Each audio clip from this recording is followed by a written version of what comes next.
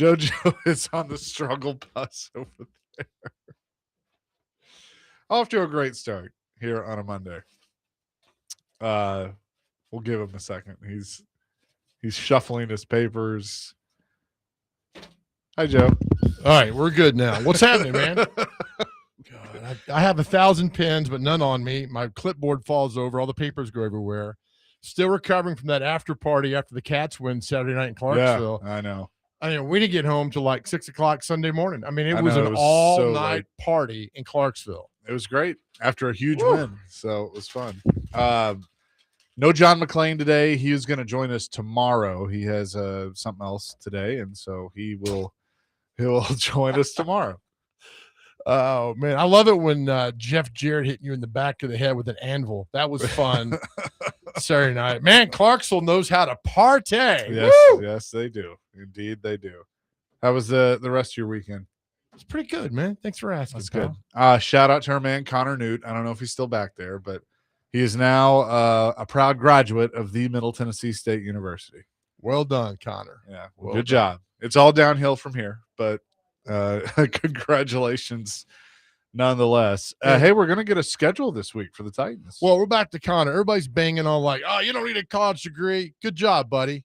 Nobody could ever take that away from you. Yep. The only people telling you don't need a college degree are the people who didn't go to college, don't have a degree, which is fine. Do what you want to do, but don't let them take you down because you got a degree, man. You earned that. You got it. You accomplished it. Mine is prominently in my house. I'm very proud of it. 615-737-1025. That is our phone and text line.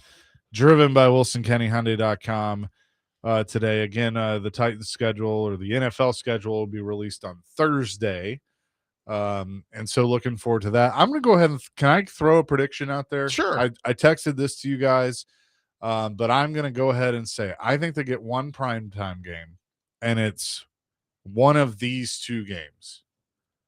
And you and I talked about one a little bit, so maybe it happens, maybe it doesn't. But the number one, I think, will be a Monday night game at Baltimore. It'll be the first time they play Derrick Henry since he left. I think there's intrigue. There's intrigue with both teams. Both teams have new coaches. That's right. But I think a little intrigue there and a little bit of a different matchup. Or it could be the Thursday night after Thanksgiving at Dallas. Okay. There's a caveat with that one, though. That would potentially indicate they're playing on Thanksgiving at Detroit. Yes. Or whatever there's another Thursday night game. Aren't there three now staggered? Yeah. So, yes, typically that Thursday Thanksgiving, they'll play. The Cowboys play the following Thursday, but usually at a team that played that Thursday because it's unfair to give another team 3 days basically rest and preparation for a game that's happening. So I could see any of those. It was leaked today that the Cowboys are opening at the Giants at MetLife Stadium on September the 13th on that Sunday night game, which is smart, brilliant. You get the most beloved football team in the NFL, whether you believe it or not. They are number one, heads and shoulders over everybody else. And then the Giants, you get the number one television market on a Sunday night. So out of the gate, you got massive numbers right there.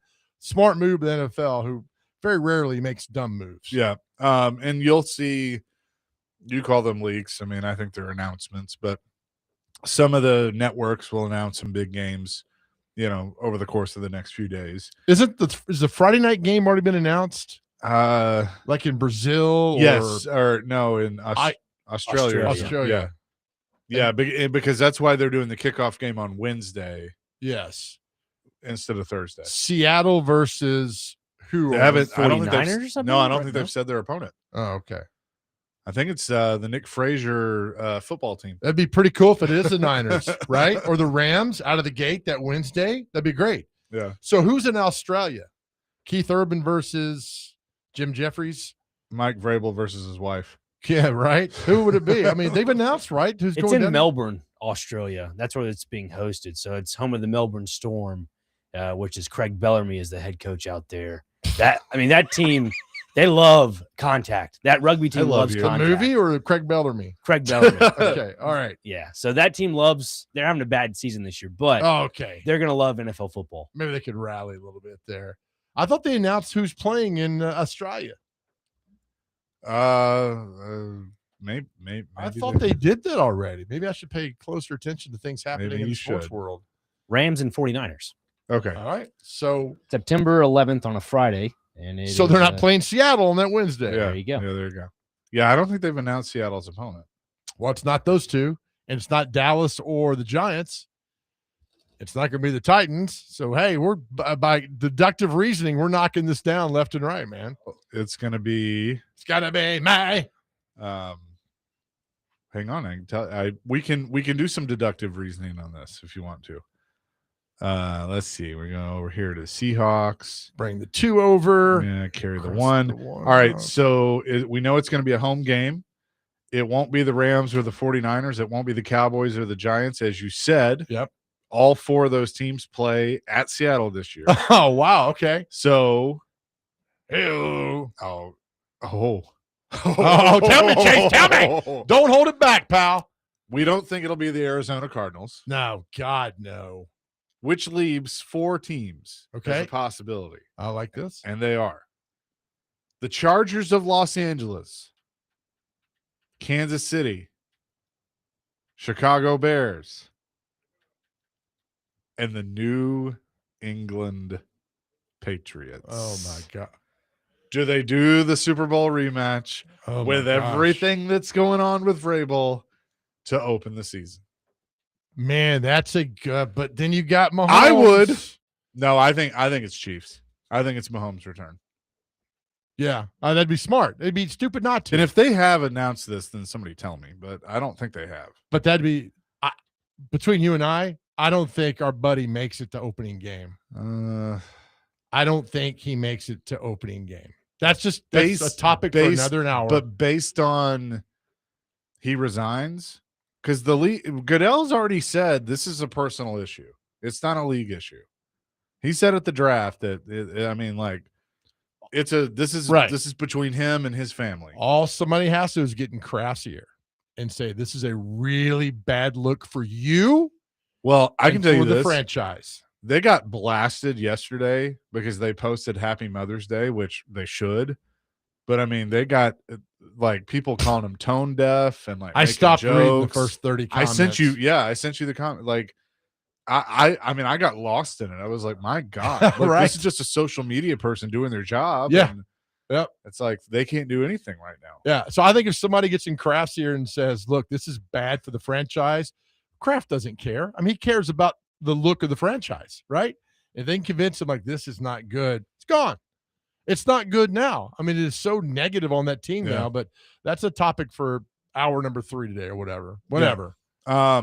Okay. So that I mean, I would guess it's going to be KC because it's Mahomes' return, but it'd be great, right?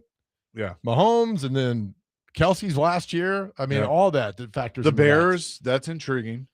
I'd save the Bears for Monday night. Yeah. I think all 4 of those games could be primetime games. Oh, yeah. Even the Chargers. So the Bears play in Seattle? Yes. Man, that's close. Away games for Seattle this year, the division, Philadelphia, Washington, Denver, Vegas, Carolina. Mm-hmm. And I think as the defending Super Bowl champions, they get at least 4 primetime games. Probably. At least. Yeah, sure. There's no doubt. I get Bears or Chiefs at home. You got to go Mahomes, right? You have to, which leads into a Monday night. I mean, maybe the Bears Packers Monday night. I said earlier, I'd love to see the Raiders open up, maybe versus the Steelers. I don't know if they play each other or not, but I mean, you come out of the gate hot. So you have Wednesday, Thursday, Friday. Well, there's nothing Thursday. Thursday. Because the Friday game here is right. Okay, you're right. Yeah, I don't know. There's something weird with that. So because they play, I think Australia, from what I've read in high school, Australia is 4 days ahead of us. Yeah. 17 hours, actually. So it's Thursday in Australia. 4 days. I think I've been told that. That's what I learned at McGavick. Australia's 4 days ahead. And I think Hawaii is 5 days ahead from what I was told in high school. So we got all that figured out. What is our question of the day? All right. So I came across this weekend. Yesterday was Mother's Day and celebrate all the moms and the grandmoms and all the moms, right? So I've told you before, I had the worst grandmother ever. She hated me. And all she did was smoke. So I came across a picture of my mom and grandma, and I just knew next to her she had a cigarette. So I'm curious today, you growing up, I want to know, did your parents or grandparents smoke cigarettes in the house? I'm curious. Because my grandma smoked Benson and Hedges unfiltered, non-stop. I mean, that's all. I'm surprised I'm still here, that I didn't have secondhand cancer at 12. So I'm curious, did your parents or grandparents smoke in the house growing up? Because I'm thinking everybody did. So that's our question, 615-737-1025. Did your parents or grandparents smoke in the house growing up? Chaser, did your parents or grandparents smoke in the house growing up? My dad did for a little bit, but quit when I was young. But he did? Yeah. All right. Your grandparents smoke? Did Nope. they smoke at all? Nope. Really? Grandparents never did. On both sides? Yep. Oh, man. My grandfather on dad's side died before I was born. I think he did, but obviously he wasn't around. You don't remember. Okay. I'm just curious because for all of us, we did. I mean, it was just taken that they were going to smoke. Dr. Crane, you? My mom and dad, no. My grandfather, no. Neither on each side. My grandmother, though, my 90's alive, I think she had maybe once or twice in her lifetime. That's it? Yeah, and then she watched a movie about smoking and pregnancy back in the day and was like, not doing that. So when she had her third kid, she was like, I'm not smoking at all. So, all right, but she smoked for the first two kids. No, not for the first two kids. All right, Just in general, like through what pregnancies. world are y'all living in? Everybody knew smoked. Not in the house. My mother smoked with me when she was pregnant. My relatives overseas, yeah, they smoke like chimneys. Everybody knew, right? I mean, am I missing the boat? I mean, of course, I'm older than you guys. I'm 57, so I grew up in the 70s and early 80s. It was my teenage and childhood years, but everybody smoked. Everybody. My grandmother smoked constantly. She loved three things in this world: Wheel of Fortune, Jimmy Carter, and smoking. That's all she cared about. And me getting the hell out of the house. But I'm shocked that I'm sitting here with people that didn't smoke. I want to hear from on our text line. There's got to be people who grew up that they smoked in the house. Could you do that now? You smoke in the house now? Yeah, no. I am not throwing you out. I'm catapulting you out. But I mean, I think it's like anything. We know more of the long-term effects of things now. How old we did then? You'd be 39, right? Yep. All right, go back 30 years. They didn't know right. that. That's what I'm saying. Yeah. That's what I'm saying. Like, smoking was really from probably the 50s, maybe even before that on, it was just kind of a normal social thing that people did. Right. And then as, there started to be effects from it and we started to learn from it, especially in the 90s. That's when I think you saw it kind of, and like now you have you can't really smoke in public unless you're outside. Which is fine. I get all that. Yeah. But my mother smoked, and I know I'm weird, but my mom still smoked when I was in the womb. I mean, everybody did. Yeah. It's just crazy how that does. And so, I don't know. I'm just curious to see if your parents or grandparents smoked in the house as you were growing up. I mean, I will say this is not the question of the day that I expected. What'd you expect? I don't know. I just didn't expect that. Okay. I want engagement. I want in nostalgia. Think, oh yeah, my grandpa had smoked a pipe, but it wasn't like a Snoop Dogg pipe. I mean, it was a pipe on the back porch. But I was just curious who all smoked growing up. I mean, it was it was never not a day that somebody was not smoking at all in the house. 615-737-1025 is our phone and text line driven by WilsonCountyHonda.com. We got a few calls. We got some texts. We'll get to this coming up next. Chasing Big Joe on a Monday, 1025 The Game.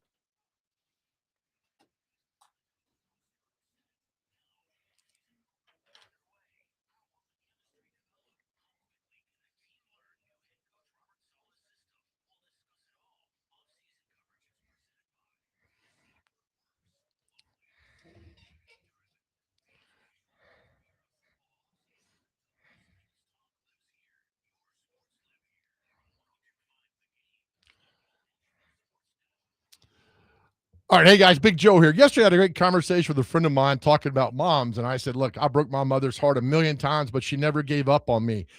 And that's what we talk about in this show. We know you go through some tough things and things are hard out there, but we're never going to give up on you. That's why we're so honored we've partnered with unitycares.com, a place for you to go to get well if you need to talk to somebody in therapy. Unitycares.com has everything you need to get you back living the life you absolutely deserve, right?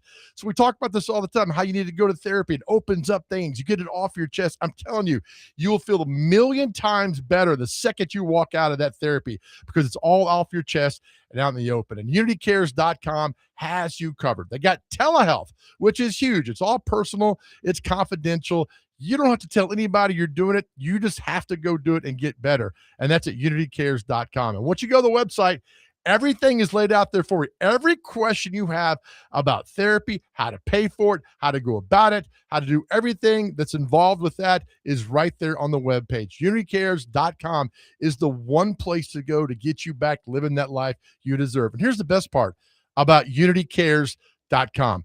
You don't have to go through any of this alone. Zero. You don't have to go through any of this alone. They're with you every step of the way. We tell you all the time how much we love you guys and how better our world is because you are here. But we need you to take that first step. UnityCares.com is where you need to go. It's UnityCares.com.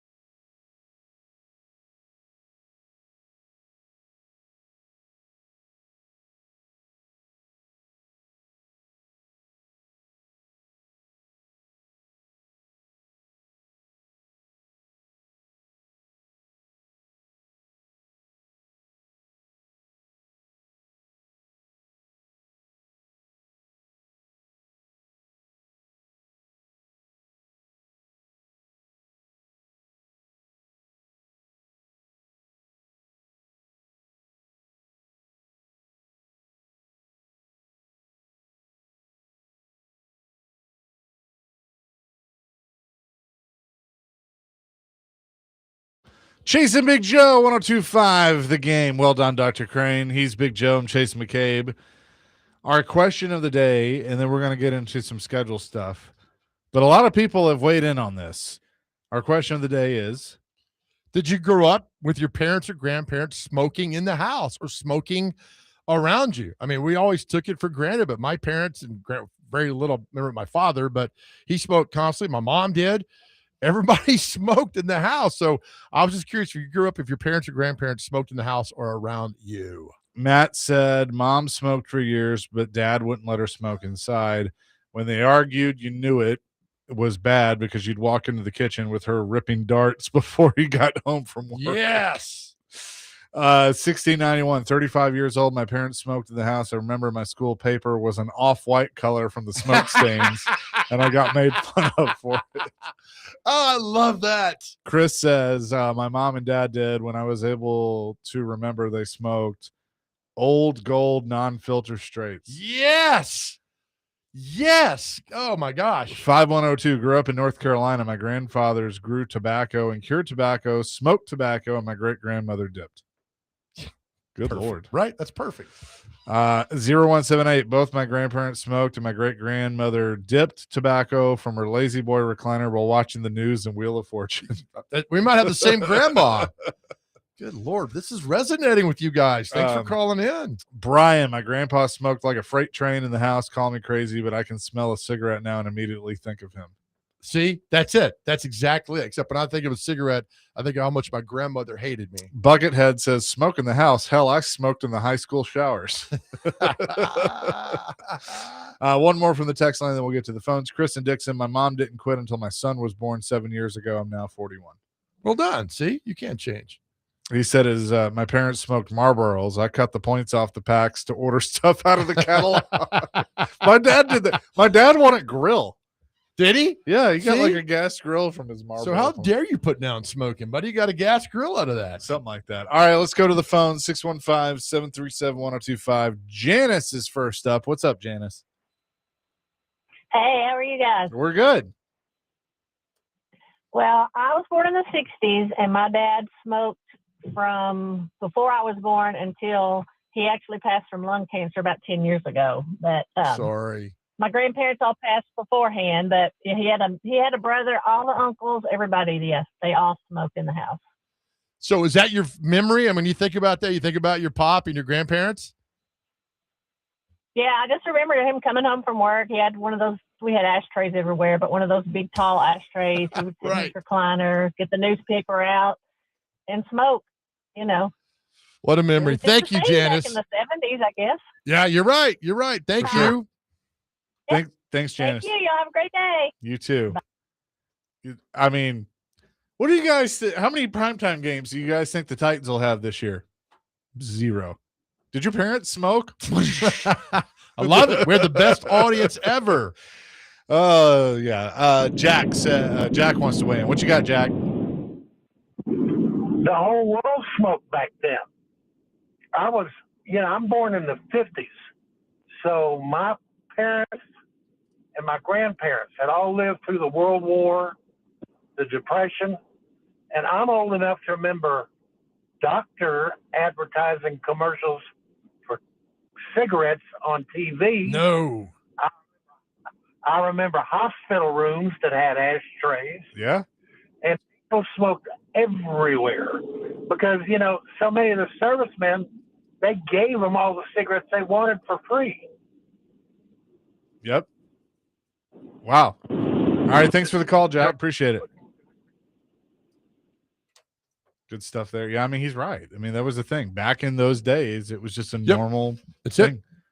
Craig wants to weigh in. Craig, what you got? Yeah, the only thing I want to say on nobody got free cigarettes except the people who were going to storm the Normandy. They gave them 2 cartons. I think everybody else had to buy those.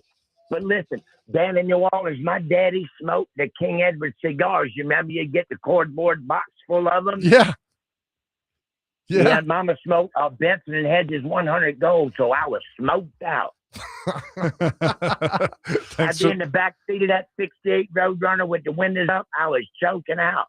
But did you have an ashtray behind the seat, though, right? In those old cars? Yeah, the little pull-out ashtray and the big glass ashtray in the house and all ridiculous stuff. What a memory, man. Thank you. Thanks, Craig. Yeah, listen, good seeing Big Joe at the David Lee Ross show the other night. Oh, appreciate you, Bubba.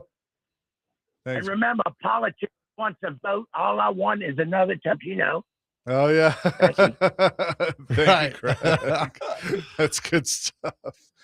And you're being noticed in public. That's which is right. great. Right. Thank you. Michael wants to weigh in. What you got, Michael? Hey guys, thanks for taking my call. So neither of my parents or grandparents really smoked all that much, but my dad dipped a can of Copenhagen a day basically every single day up until he decided to go cold turkey last year after having a stomach ulcer. We don't know if that's what caused it, but he said he's no longer doing it anymore because he's not taking that chance again. How old's your dad? He was born in '61 and on New Year's Eve, so he'll be 65 this year. And he just quit cold turkey. God bless him. Yeah. A stint in the hospital for a week and a half will do that to you. It was pretty easy for him to quit after that. I'm sure, man. All right, man. Well, tell him we love him, man. Thank you, Bubba. I will. Y'all have a good rest of the day. Thanks. You too, Michael. Appreciate it. Dustin wants to weigh in. Dustin, what's up? Good afternoon, guys. So I got a funny story about my dad. He smoked a different kind of cigarette, if you know what I mean. I was about 3 years old, and old dad he liked to roll his own cigarettes, and he was on the front of his little Ford Fiesta or whatever it was, some kind of little red Ford Escort. That's what it was. And he was rolling his cigarette, and my mom didn't know he did that. And I went home to Mom, and I said, "Hey, Mom, Dad's rolling these funny cigarettes." And Dad's 60 years old now. He's the hardest working man. I don't try to outwork him. I don't want to. The other day he helped me mow. The man weeded the whole time. We mowed 13 yards and I tried to get him mow. He wouldn't do it. Anytime he gets out of his truck, it smells like he hit a family of skunks. So, yeah, my dad, he likes the funny cigarettes. And I love my dad, and he's mellow and a great man, and he doesn't hit anybody from being impaired. So he smokes clove cigarettes? Is that what you're telling us? Hey, he smokes the ones that make you see things. Oh, that's great, man. Maybe ain't there. Thank you, Bubba. Thank you, Dustin. Hey, man, I think you're smoking one right now. You might want to chill while you're on you're there. Thank you. Yeah, have a good see you. All right, man. Good Lord. That's a good one. Hello, Clay. What you got? Boys, how we doing? We're good. Dr. Crane and I pulled a fast one on you last Tuesday. You did. That's Brought right. donuts in here. Hope they were good, delicious. Bring them anytime, But Clay. We don't mind, buddy. Anyway, my dad died in 1972. Oh, sorry, But, buddy. He smoked a pipe and nothing on the grandparents' side. By the way, boys, I mentioned, my mother before on this show. My mother died back in February. Yesterday being Mother's Day, today she would be 99. Oh, wow. So happy birthday, Mom. I miss you. Happy birthday. Yeah. Doesn't get easier, man. You just go with the flow, Bubba. I'll tell you that right now. She was an amazing woman. She's not the one that taught me how to flip people off and get banned from band. I was hoping she would be. That would be a great legacy to leave like that, man. Boys, have a great day. Good to talk to you. All right, Thank you, Clay. Appreciate it. We'll keep this going. You keep texting, keep calling. Why not? Right. I mean, this is what happens. This is why it's the People's Show. It is a show, man. 615-737-1025 is Chasing Big Joe, presented by the Omni Nashville Hotel, 1025 The Game.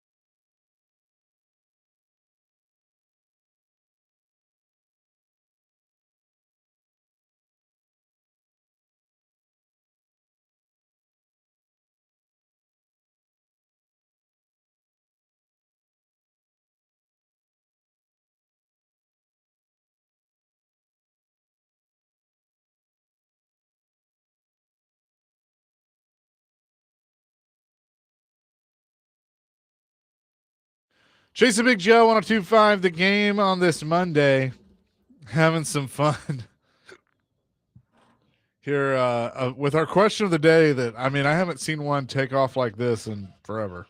It's just, it's the nostalgia of all that. When I talk, I mean, look, I love my grandmother, and I think at some point in time, for maybe 2 seconds, she loved me, but she really hated me. And all I remember is her smoking the cigarette. And I was like, she was in the house. And imagine doing that today, smoking the house the way she smoked constantly just makes me laugh and makes me realize that how I'm lucky to still be here today. 0945, I'm 35. My parents smoked in the house until the late 90s, early 2000s.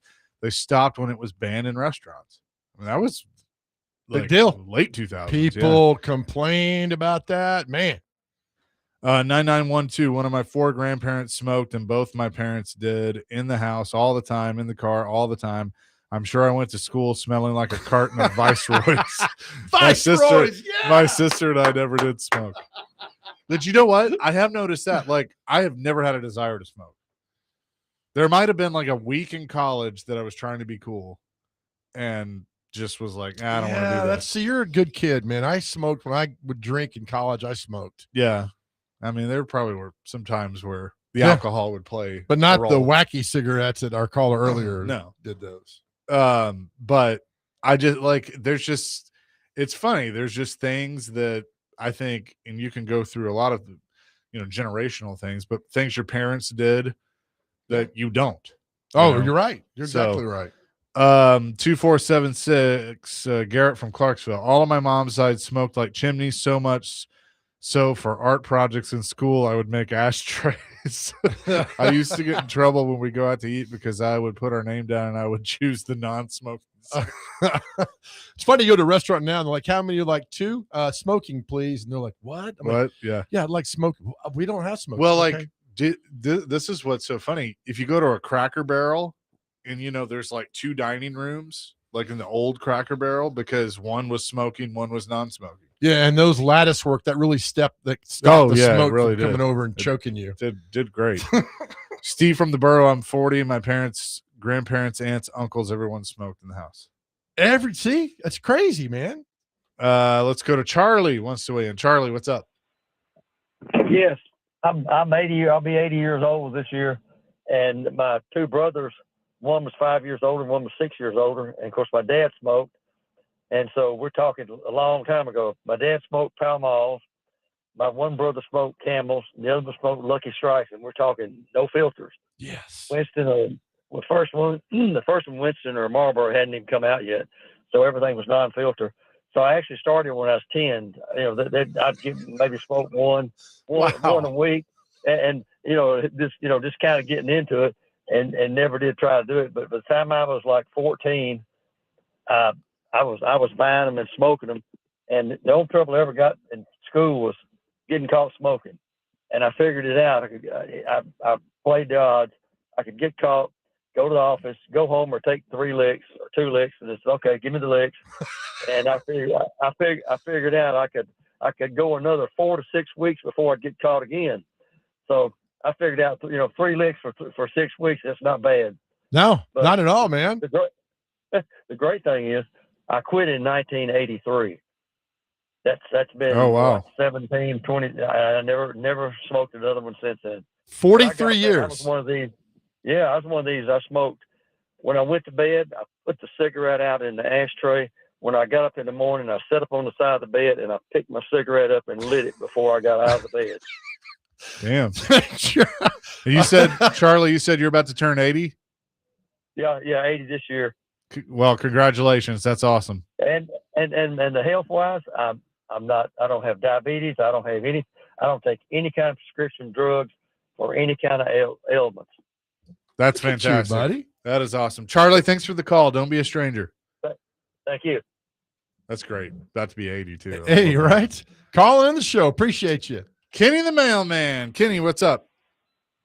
Hello, good friends. Before I answer your question, I just wanted to remind everybody I'm not a huge proponent of the show, but tonight's the finals of American Idol, and we go to church with Jordan McCullough, the guy who's in the finals. That's awesome. Yeah, in the commercial break, Google Jordan McCullough somebody to love, and you're going to look at each other and go, "That's crazy." They've already 2 or 3 websites already said he is absolutely by far the best, but there's no way he can win because the other 2 have bigger Instagram followings. You just go, man, why even have a show like that when it's just how many you can get to click on? But check that out in the break, Jordan McCullough. Would y'all do that for me? Yeah, well, I just pulled it up. So he did Somebody to Love by Queen. Oh, when you hear it, you're going to look at each other and go, "That's crazy." Yeah, that was one of them. He's My mom's also been really now into the it. answer. He's also He's also an Oakland High School graduate. Is that correct?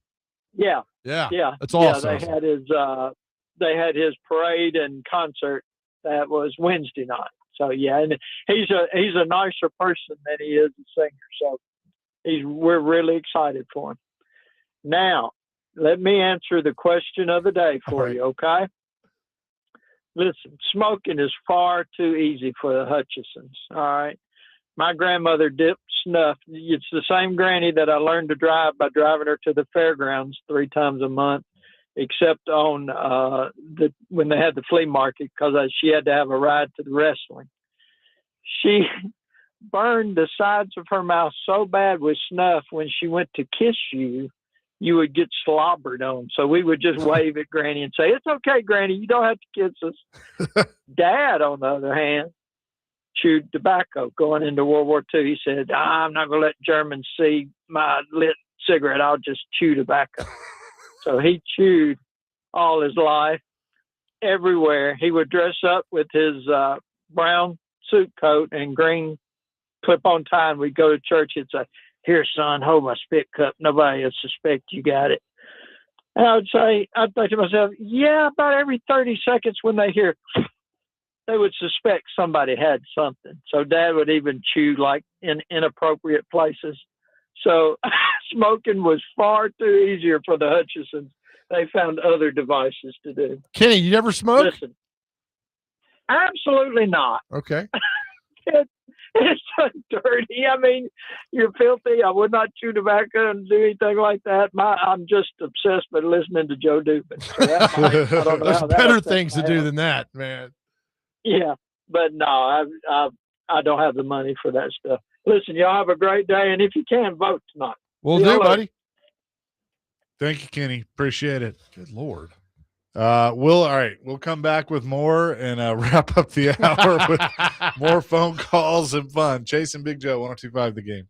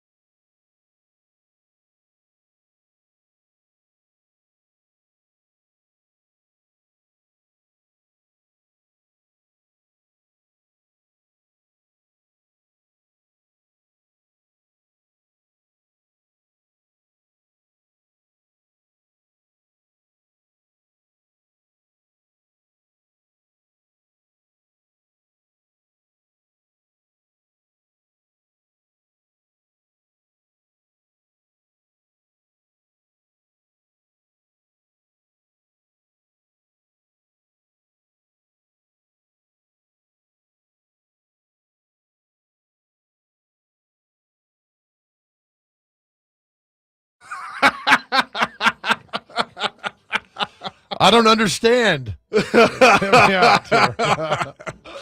it's a Reaction Monday. That's a reaction brought to you by Pella Windows and Doors of Nashville.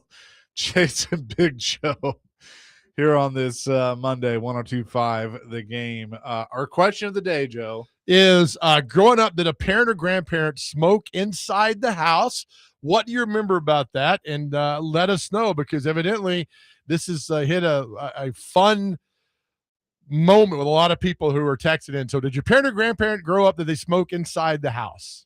615-737-1025. John wants to weigh in. John, what you got?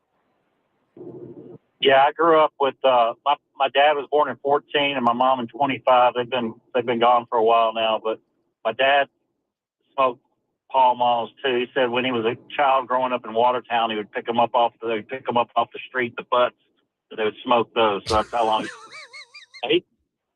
he quit smoking when he went in in his 50s. He went in for a appendix, and he saw what was coming out of his lungs, and he said, "Is that killing me?" And they said, "It's not helping you." And so he went to Lifesavers and Certs, and I'll give him credit. He quit cold turkey after all those years. And my mom, he joked about her because one, he got mad because she'd light one and let it sit there and burn. And he said when the Salem lights came out, light cigarettes, he said she just smoked double. Jeez. But what made my mom, I'll close with this. I made my mom really mad one time. I was older, and I said, "Mom, I thought," and then there was a while, too, I want to tell you, there was a while there, my two oldest brothers, they never smoked like I have never smoked. They moved out, got married. So 3 and 4, they start smoking. For a while there, I'm in a house with 4 people smoking. But anyway, so I told my mom, I said, "Mom, until I was about 16, I thought my name was, can you give me a cup of coffee and a cigarette?" Great call, man. He did not like that. Thanks, guys. Thank you, John. Appreciate it. By the way, I was looking for this, and I just found the greatest race car video of all time. Dick Trickle. Have you seen this? I have not. In the middle of a race. Is he smoking? Oh, yes. Hell yeah, he is. There's a puff of smoke. Oh, that's great. Dick Trickle, longtime driver. He was one of those, like, he just did it his way. He didn't care. Well, there's that great picture of Lynn Dawson during the Super Bowl in the locker room smoking a cigarette. And then all the major league managers smoked in the dugout. Yep. By the way, we will have to talk a little Braves here. That's fine. In a little bit. I mean, you think Jim Leland never smoked a cigarette in the dugout? I'm sure Bobby did too. They did, right? I mean, that was fine. Well, and like in NASCAR, I mean, it was Winston cigarettes. Yeah, Winston was and so I think they all got that for free, so they all smoked. Might as well, right? I mean, all of them. So Henry wants to weigh in. Henry, what you got? What's going on, fellas? Not much. I don't remember my grandparents smoking in the house, but I remember seeing a lot of pictures of my uncles all smoking in the house. And so my one uncle said, this is down in Texas, he invites me and Laura and Alyssa down to Houston to come visit the family and play golf at his club. So we get out to the club, and about the 4th hole, he sees a 7-Eleven across the street. He's like, do you still smoke? I'm like, I'll have a couple when I play golf. You got any? No. So he sends one of our playing partners to scale like this 8-foot fence, go over to the 7-Eleven and get us a pack of Marlboros. So we have a few of them while we're out there playing. And me, I'm not going to smoke and throw a butt on the ground, right? I always flick the end of it out and stick it in my pocket. So we finish our round. We get home. We finish dinner. Laura comes down with a pile of laundry and says, "Did you smoke today?" Absolutely not. Well, I found all these butts in your pocket. Now, he was pissed. But his wife had the Mike Tomlin death stare, and I thought he was going to just burst into flames right there. So I put the pack of cigarettes in my bag so he doesn't get caught. So we go back to the club the next day. I get on the range, and I fire one up. Within 30 seconds, he comes over and slaps it right out of my mouth. I'm like, "What are you doing? Our wives aren't here to catch us." He says, "My cardiologist is 2 bays over, and he sees us together. He knows I'm smoking." So Go ahead, Joe. No, it's always a bad influence, man. That's one thing you do well. Right. So we finish up the round again. I'm putting my bag in to the back of his car, and I sit in the side seat, and he's like, "Get the F out of my car." I'm like, "Excuse me, do I need to towel off before touching your BMW leather?" He's like, "Get the F out of my car." I said, "What?" He says, "Empty your pockets." And sure enough, about 10 bucks fell out. He's like, "Are you trying to get us both killed, you idiot?" So even to this day, when I leave the course, I always empty my pockets. Oh, See you, well boys. done. Thanks, buddy. Thank you, Hair Metal Henry. Appreciate it. That was great. That's a great call. Oh, look, and he's environmentally sound too. He Yes, keeps the is. He doesn't flip them 8 miles away. Look, now I smoke cigars. I don't smoke them in the house. I smoke them on the deck or somewhere, and then I'm like Henry, man. I always put it out and throw it away, and so do all that. But 5102 talking about racing. You know, the Skull Bandit had a spit cup in the cup holder. I'm sure it did. Yeah. I mean, Harry Gant drove the Skull Bandit. Forever. So how would you get? So the helmets back then didn't have a mouth Some did. guard. A lot of guys wore the open face helmet. Yeah. So like Earnhardt. Yeah, exactly. So okay, Yeah. so you're able to. So they just had the goggles and. So that's one hand on the wheel, right? Because you got to go in the spit cup up, and I can't. Oh man, and you're going 180. And back then, no power steering, or at least not like it is now. Oh yeah, right. When did Winston stop sponsoring NASCAR? 2003 was their last year. That was when, so all the legislation had changed where they couldn't advertise anymore. Right. But they were all the sponsorships and stuff were grandfathered in until they ran out. And once the contracts were done, then they couldn't renew. So, who was the parent? Whoever the parent company of Winston was, JP. Oh, I don't remember. I know you're talking Philip about Morris, maybe. Yeah. Or, yeah, something like that. But when it ran, RJ Reynolds. That's what RJ Reynolds. When the contract ran, they did like the victory lap, the Winston Cup, and all that stuff. And the Nextel came in. I wonder if there's a way to calculate how much NASCAR lost, because Winston was pumping tens of millions.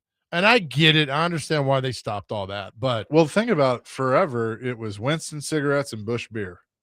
They had the Winston Cup Series and the Busch Grand National Series. Right. Then the champion, what was the champion called? The Winston Cup champion. Winston right? Cup champion, yeah.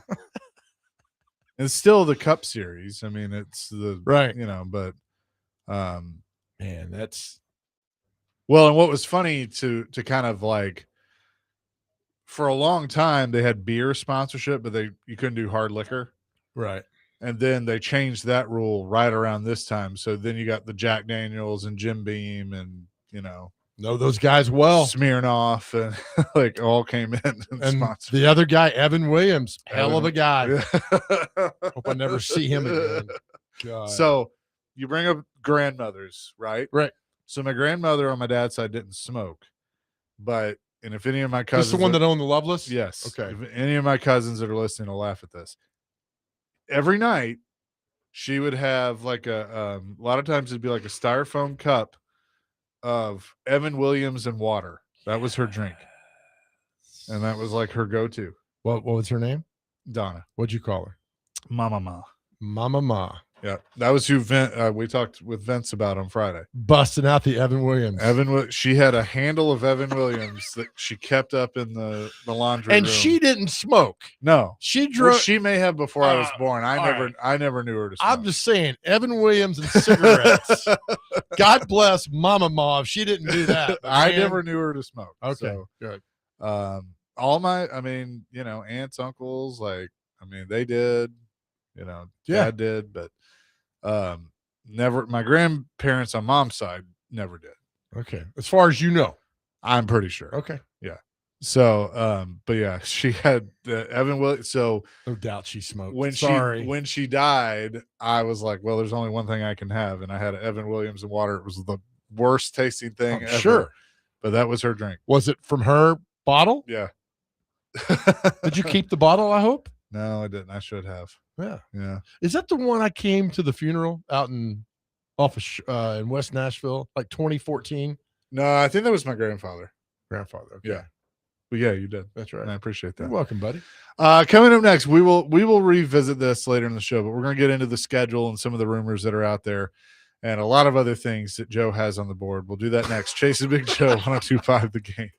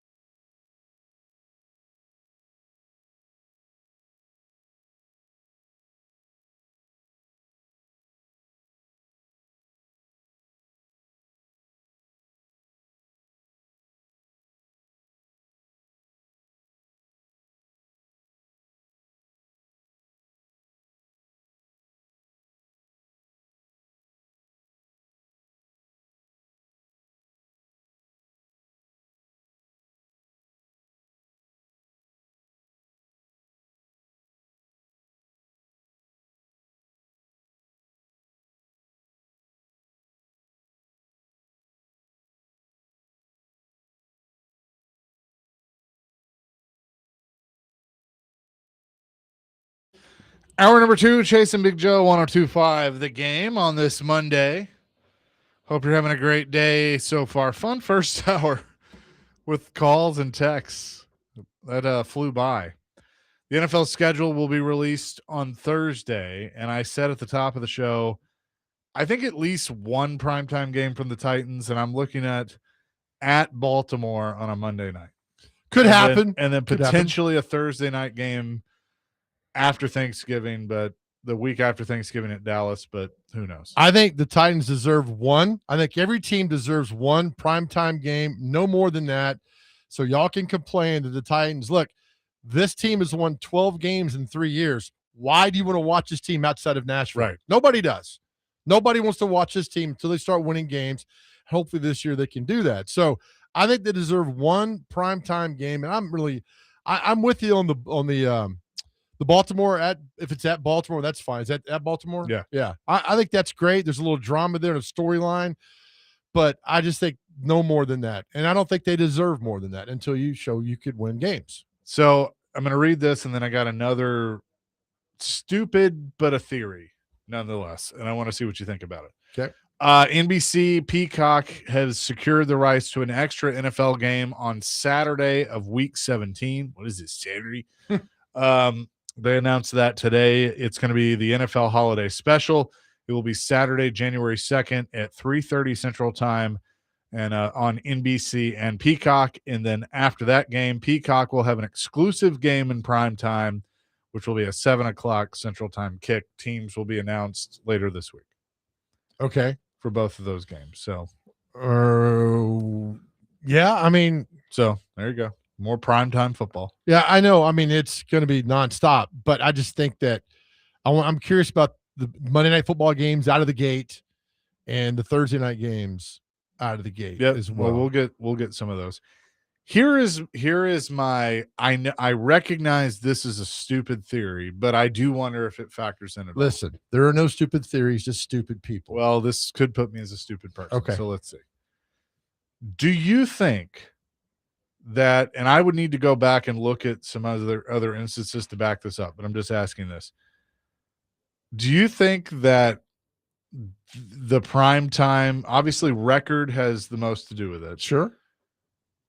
But do you think the uniforms played a role in it too? That they don't look good? No. Like now they have like a clean look, classic look.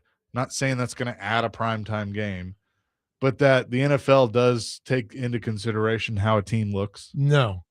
Think about this That's team fair. in 24.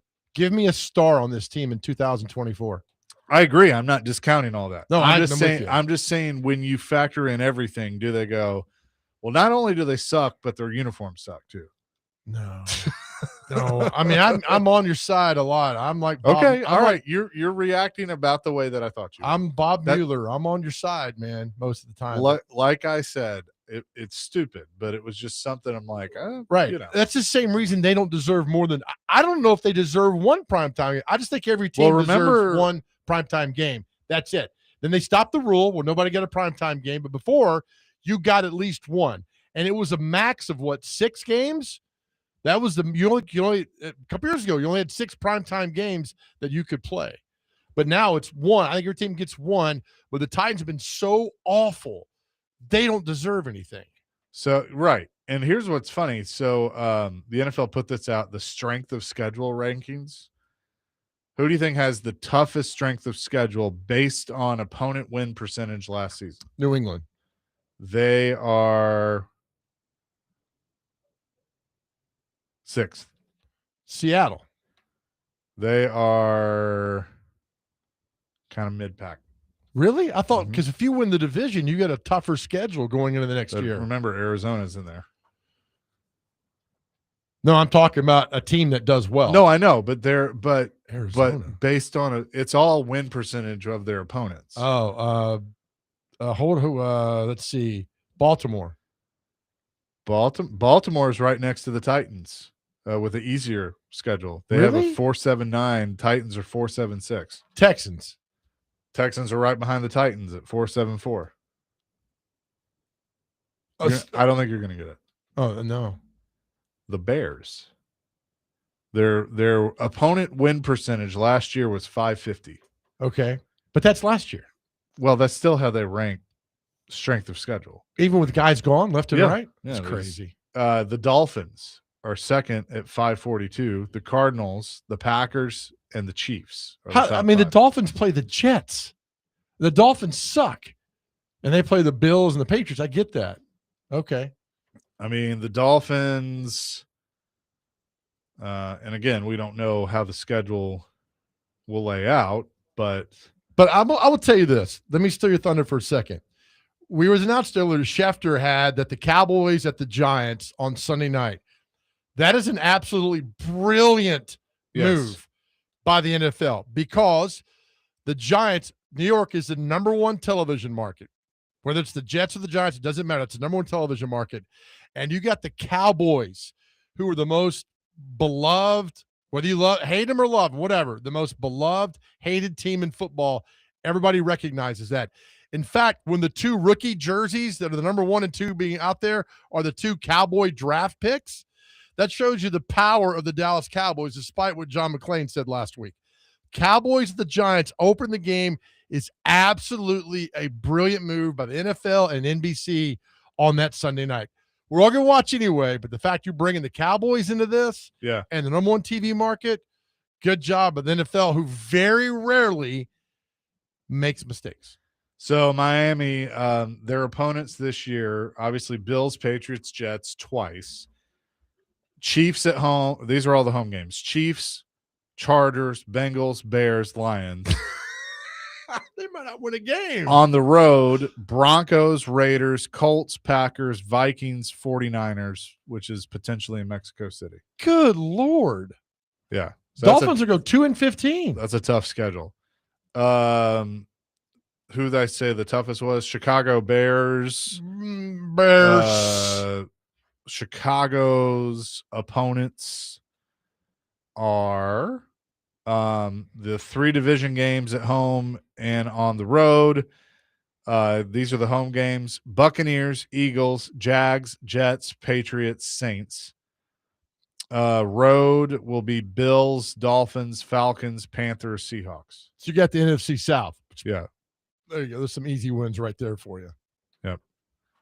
So there's that. So our question after that is, what should that Monday night game be? Now, we said earlier, we texted earlier, if Kansas City's not playing Seattle Wednesday night, I would love to see the Chiefs at the Raiders. Yeah. An old school matchup. Well, and you said it best. Old school quarterback, new quarterback coming in. Yeah. So if Mendoza's the guy, I'd like to see the Chiefs at but what the if Raiders. what if it's Kirk Cousins? Then you play with a little fire there. Yeah. But it's already, the schedule's been determined. Sure. It was determined before Mendoza got there. So the other game, I don't know about that. The other game, I think the schedule done like in March, April. Not all. Sometimes it's after the draft. I think look at that. I think it's done like they start on. But they can tweak it. I'm going to tweak you if you interrupt me. So listen, listen. But I do like Green Bay and Chicago. Okay. Right? Wasn't that the playoff game when Chicago beat Green Bay? Yeah. When you like that was actually the game that I got a text from our friend Ryan Porth, who has never smoked in his life, and he said, "I need a cigarette after that game." It all ties back to cigarettes. So I wouldn't mind seeing the Packers at the Bears on Monday night. Monday Night Football's got to counter NBC. NBC's out of the gate hot. So Monday Night Football on ESPN. Because NBC gets the kickoff game on Wednesday. And by the way, that Australia game is Thursday here, Friday there. Okay. I believe that game's on Netflix. Oh, is it? Yeah. Okay. So, and I guess, they've played a Friday game the last few years. So on YouTube, that I guess potentially could still happen. Yeah. Well, last year it was the Chargers and Chiefs. Yeah. It was. But remember, ESPN's got in it the Super Bowl. Yes. This year. So I think out of the gate, why not have the Packers and Bears? That'd be something solid. Have it in Soldier Field. Come out of the gate hot. Bengals, Steelers, Ravens, Steelers. You know what I would do? I would do open up new Highmark Stadium on a Monday night, the Buffalo Bills, Patriots. And the New England Patriots. Yeah. Will Vrabel be there? Probably not. That's what I would do. That's a pretty good one. I'd open up a new stadium on a Monday night. Heck yeah. So. Do the Probably not. I was waiting for it. 30 seconds later. I like that. I do. That'd be nice. Yeah. So Monday night could be interesting. This is a fun game right here. Picking it's fun. Hey guys, how you doing, Cass? I saw him briefly. I think the Titans open at home though, because they haven't opened at home since 2022. Right. The Jags. It better be the Titans and the Jags or the Texans. So you say division? At home, crowd goes crazy. Tate has 2 touchdowns. Ward's a badass. Defense is going crazy on that day. If they ball out week 1, home, get a home game versus in the division. Already put that team in a hole, whether it's the Colts, the Texans, or the Jags. I'd like to see. I'm torn between the Jags and the Texans a home game, just because. So here are your options. Obviously the division: Cleveland, Jets, Eagles, Steelers, Commanders. Give me a division game at home, man. Titans deserve it. 3 on the road. You've been on the road the last 3 years. What about Pittsburgh? Aaron Rodgers, potentially. If he's there, yeah. No, it's good. I mean, I don't want that's a primetime candidate. I don't want Steeler fans in Nissan Stadium that first game. But that's a primetime candidate. Because it's going to be 60-40 Steelers fans. No, I know. So if you play the Jags, it's going to be 95% Titans fans in that stadium. So if anything, the Jags or the Texans, either one, don't go outside the family for this. It'd be fun. You know what we should do? You and I and Nick, we should all 3 make a Titans schedule and just see how close we get. That's called homework, and I'm passing on that. Well, you sit there at your desk watching, more at midday or whatever. And fill that out. Local on 2. There you go. You son of a. Bring gas. Oh my gosh. Okay, I like this. I like this from our friend Rick Merritt. Titans season finale should be the Bengals. You open it 99, you close it in 27. Yes, but nobody cares, right? They're not going to care about that. The schedule makers. Well, hang on, but it's at Cincinnati. Ricky. Wow, but I do like that. Yeah. Well, who should be the close? Let's take to the next break. Who should be the closing game? Close it? I like this. Okay. 615-737-1025. Talking some schedule here on Chase and Big Joe 1025 The Game.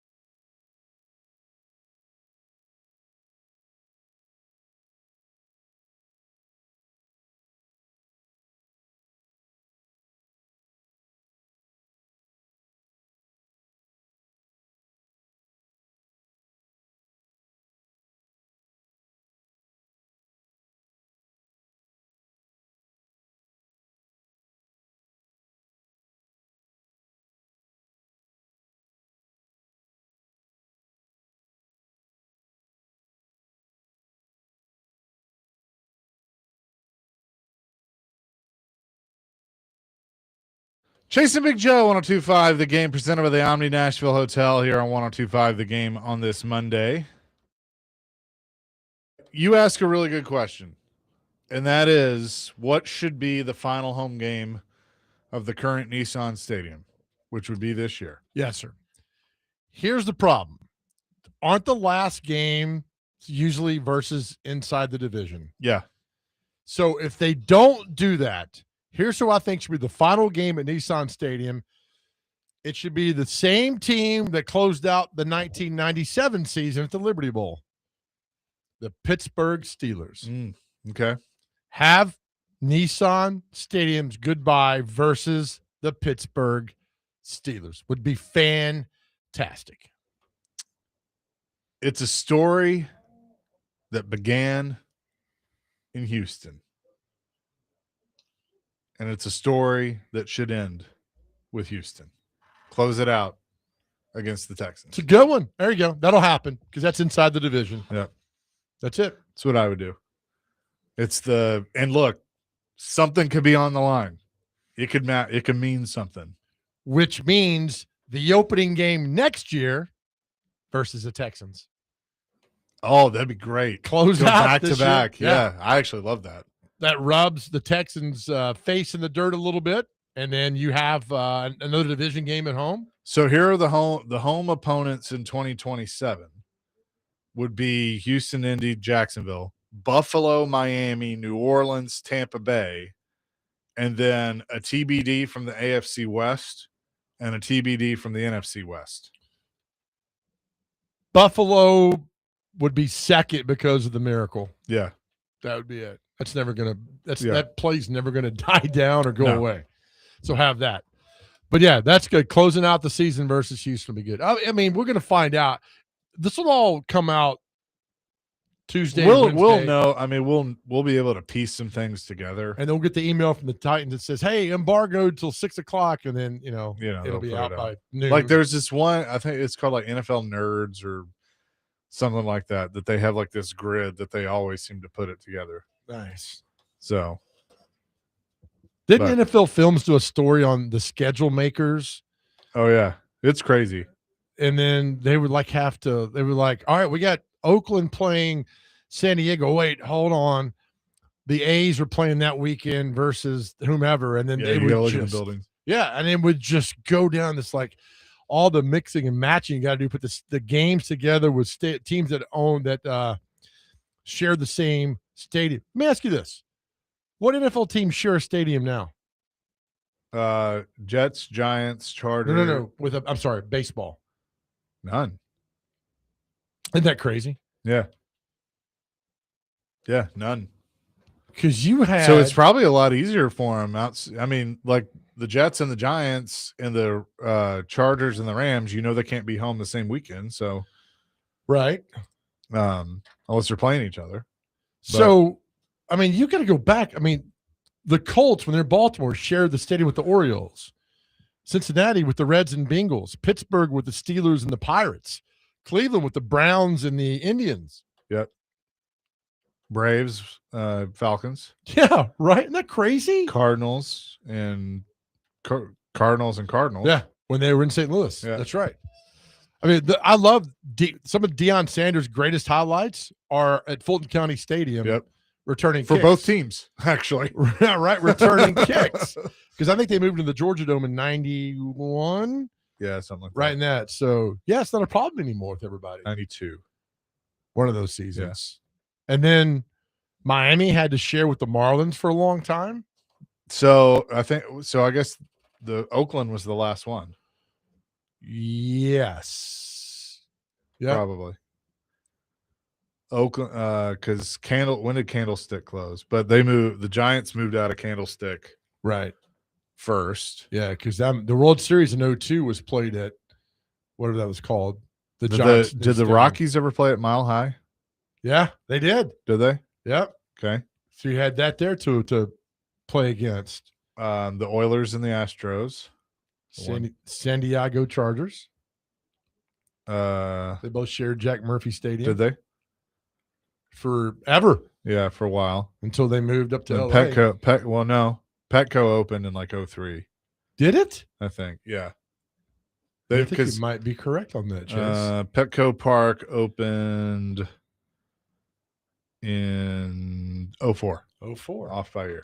You're wrong, man. Yeah. No, so yeah, that it would be Oakland, yeah. So all these had to share. So now they're all by themselves. Pittsburgh, Three Rivers. That's right. Yeah. Yeah. And all the funny thing was all those stadiums were the same thing. Like they looked the same. They were all like the cookie donuts. cutter. Yeah. That happened. Yeah. God, that's funny. Thinking about Fulton County Stadium back in the day, man. Because you'd see the infield still. I mean, all these all these teams right there. So you don't have that problem anymore. Now they're all self-sufficient, and so it's an easier thing to do now. Matt on the text line. This is interesting. I'd close the stadium with Cleveland. There's some history there, and while it's a very big long shot, there's a chance Shador and Cam could be battling for a wild card. That would be cool. Again, I know it's not that likely, but crazier things have happened. Good storyline there. I like that. But the NFL typically is done inside the division. That way you're not tanking for, it's competitive and you could be fighting for something there. Who would you like to have as the announcers for the last Titans home game? Oh, man. Well, it's going to be CBS, right? Typically. Yeah. Typically. Typically. Yeah. But it could be Fox. I mean, probably Nance and Romo, I guess. I mean, they'll never come here with two teams that are 4-12 at the last game. Do you think about since this is kind of cool? Did Summerall and Madden ever do a game here? I know Madden did a Monday Night Football without Michaels. Madden, yeah, but I mean, when did Pat retire? It's a great question. Probably should Google, but I'm a little too lazy to. Pat Summerall retire. May 2000. He retired after the 2002 season. So, yeah, they probably did. Were they on Fox then? Yep. Well, probably that's true. Yeah. So maybe not. They didn't probably, unless there was a NFC team that came to town, then Fox would do the game. That's a great question. I'll look this up during the break. I'll see if I can find this out because now I'm curious of all the announcers. So who would you have announced in the last game then? That's the problem. There's no more there's not a Madden, right? There's not an ump. I don't want Brady doing it. You know who I honestly want is Mike Keith. Yeah. Bring him back for the last game. Mike Keith and Taylor Tartar doing this together. Zarzer. Is that his name, Zarzer? With who knows who would be the color analyst now after Coach Mack. So who's the big announcer now? I mean, your top teams are Burkhart and Brady, Nance and Romo, Aikman and Buck, but they do Monday Night Football. Aikman and Buck, Michaels and Herb Street for Thursday night. Netflix. Who did the Netflix? I believe Orlovsky was involved a little bit of it. Kurt Warner, Rich Eisen, I believe. That's right. Netflix, though, I don't know. That's a tough one. I know Sunday night's Tirico and Collinsworth. Did you mention that one already? Yeah. Well, this is going to be an afternoon game I don't on know. the regular channels because they're not going to be good enough to get bounced someplace else. Would you include Iron Eagle? Yeah. Actually, I think it was him. Okay. I think he was the play-by-play. I mean, Kevin Harlan, I think is Kevin the best. Harlan. Yeah, Kevin Harlan would be really good. I think he's the best now. He's so good, man. I'm going to say Kevin Harlan. Give me Kevin Harlan for the last game. And who's the analyst? Whoever his analyst is now. I don't know who it is. On the radio, it's Kurt Warner. They do a great job together. So I don't know. Is he on CBS? Yeah. Harlan? Yeah. He's on CBS. Says Trent Green is his primary analyst partner. The reason the Rams won the Super Bowl in 1999. Former IU quarterback. Yeah, that'd be fine. So their teams last year were Nance, Romo, Wolfson, Iron Eagle, J.J. Watt, and Evan Washburn, Harlan, Green, Collins, Andrew Catalon, Charles Davis, Jason McCourty, A.J. Ross. Pass. Spiro Ditas, Adam Archuleta, and don't know that name. Pass. Tom McCarthy, Ross Tucker. Pass. Ross Tucker tries way too hard to be funny. Like way too hard to be funny. Beth Mowens, Chris Lewis. Oh, here you go. This is for you. Logan Ryan. Somebody mentioned him to be the Titans radio guy. I'm like, yeah, whatever. Can't stand that guy. All because, Chase, he didn't say thank you to me. Yeah. And you burned Joe once. That's it. I went above and beyond for him, and he didn't say thank you. It's all I wanted was a thank you. It's all I wanted. I don't want any money. I don't want any praise. Thank you. Give me a simple thank you. 2104. Are you guys assuming there won't be a home playoff game? That might be an assumption. It'd be great, though. But awesome. I'm telling you, who was that 2104, whatever? Yeah. We want it. We're not yeah. saying, well, I hope not. I would love. Could you imagine? I'd love it. If they just like, if this team is like the Hold My Beer team and just, because that's what I'm going to tell you. Whoever they open the season with, if they beat the brakes off them, that's all we're going to talk about that next week of, oh my God, they might be good. Good. Like they might actually be good. You know what's crazy? This city, that stadium, never hosted an AFC championship game. Nope. Came close. But Nashville's never If hosted. that was the last game. Tell you, man. Do you think she sells her soul for 1 year and says, hey, just 1 year? Not for I think more for the new stadium, but like I can see it now, like the AFC championship game, the final game at Nissan Stadium, Titans and Bills or the Titans and Bills. You can't write it any better. Listen, if that happens, plays out, they won't need to knock the stadium down. It'll collapse on its own. Well, and then it'll be like that scene from Happy Gilmore where like Amy Adams Strunk just looks up at the sky and there's her dad. Stop it. Floyd Reese, Coach Mack, like they're all looking down. It. Oh man. Hey, what about me? How we doing? Well, he's not up there yet. So. Let's hope he's not. 615-737-1025. We'll have more coming next. Chasing Big Joe 1025 the game.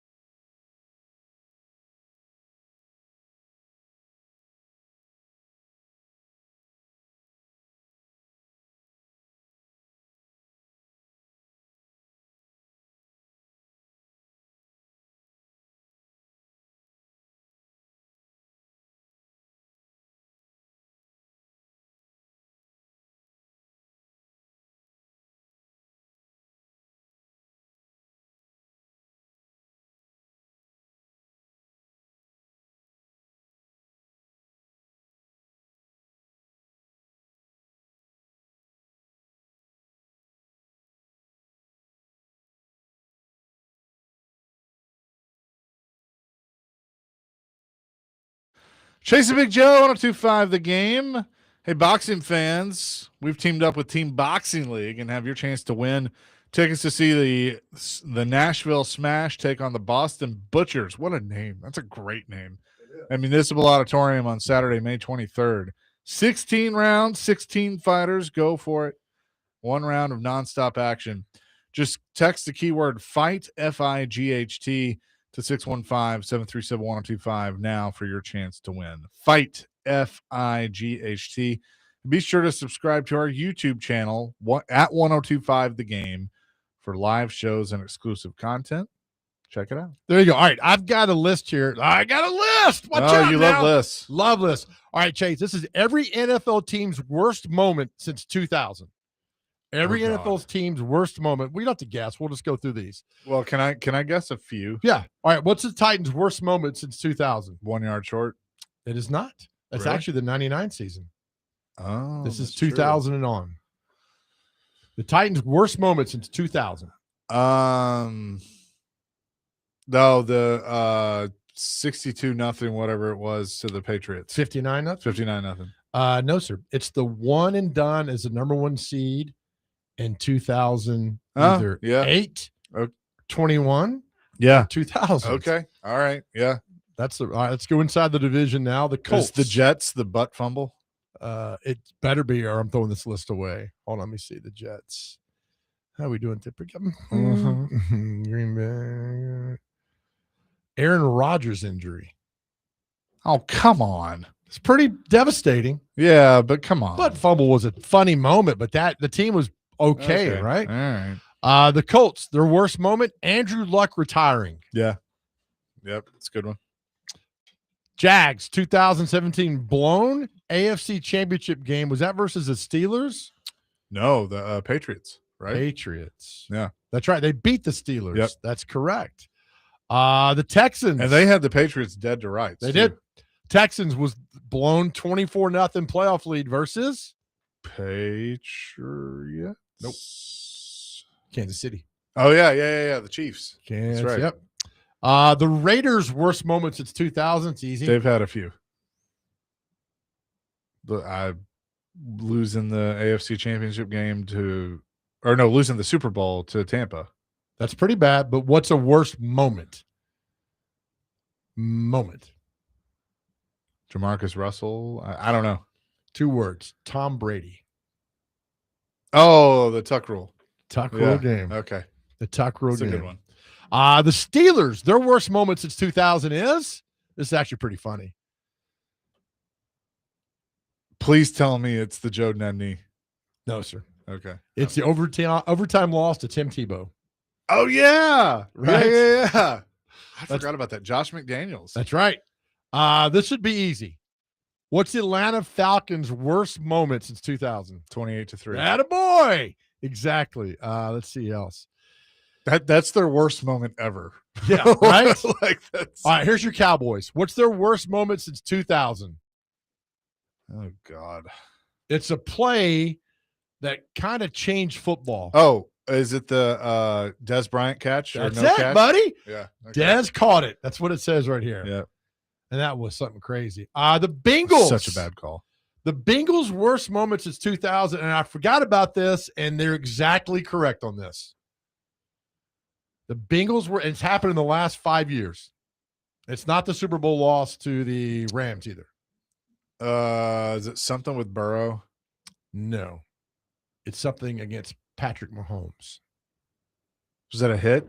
The late Vontez Burfict or something? No, I forget the guy's name. He was already gone. Yeah. I know what you're talking about. They hit Mahomes out of bounds. Yeah. And it was a first down. That's all right. went down here. All right, here's one for you. Got it. The Seattle Seahawks' worst moment since 2000. Was that the Matt Hasselbeck? We want the ball and we're gonna win the game, and he throws a pick six. That is not. That's a good one though. Worst Oh, moment.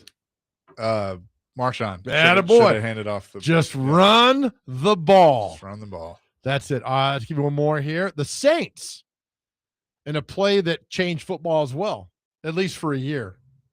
Oh, is that the pass interference with the Vikings? you're kicking ass on this. Good job. All right, the Patriots' worst moment since 2000. Probably just happened. Notwithstanding the last 3 months, the Patriots' worst moment since 2000. You got this, pal. It's either the bubblegum catch. Because that was the undefeated season. That's correct. Undefeated Super Bowl loss. Yeah. Yes. Yeah. You all right there? I get choked up. I think about. So I'm surprised another one for the Cowboys could have been. I want to say this was 07 or 08, somewhere in there. The playoff game against Seattle, where Romo goes in as the holder and fumbles the snap on the kick on the field goal that would have won it. Probably number 2. Yeah. Okay. Yep. Because that was bad. You all right there? I am not.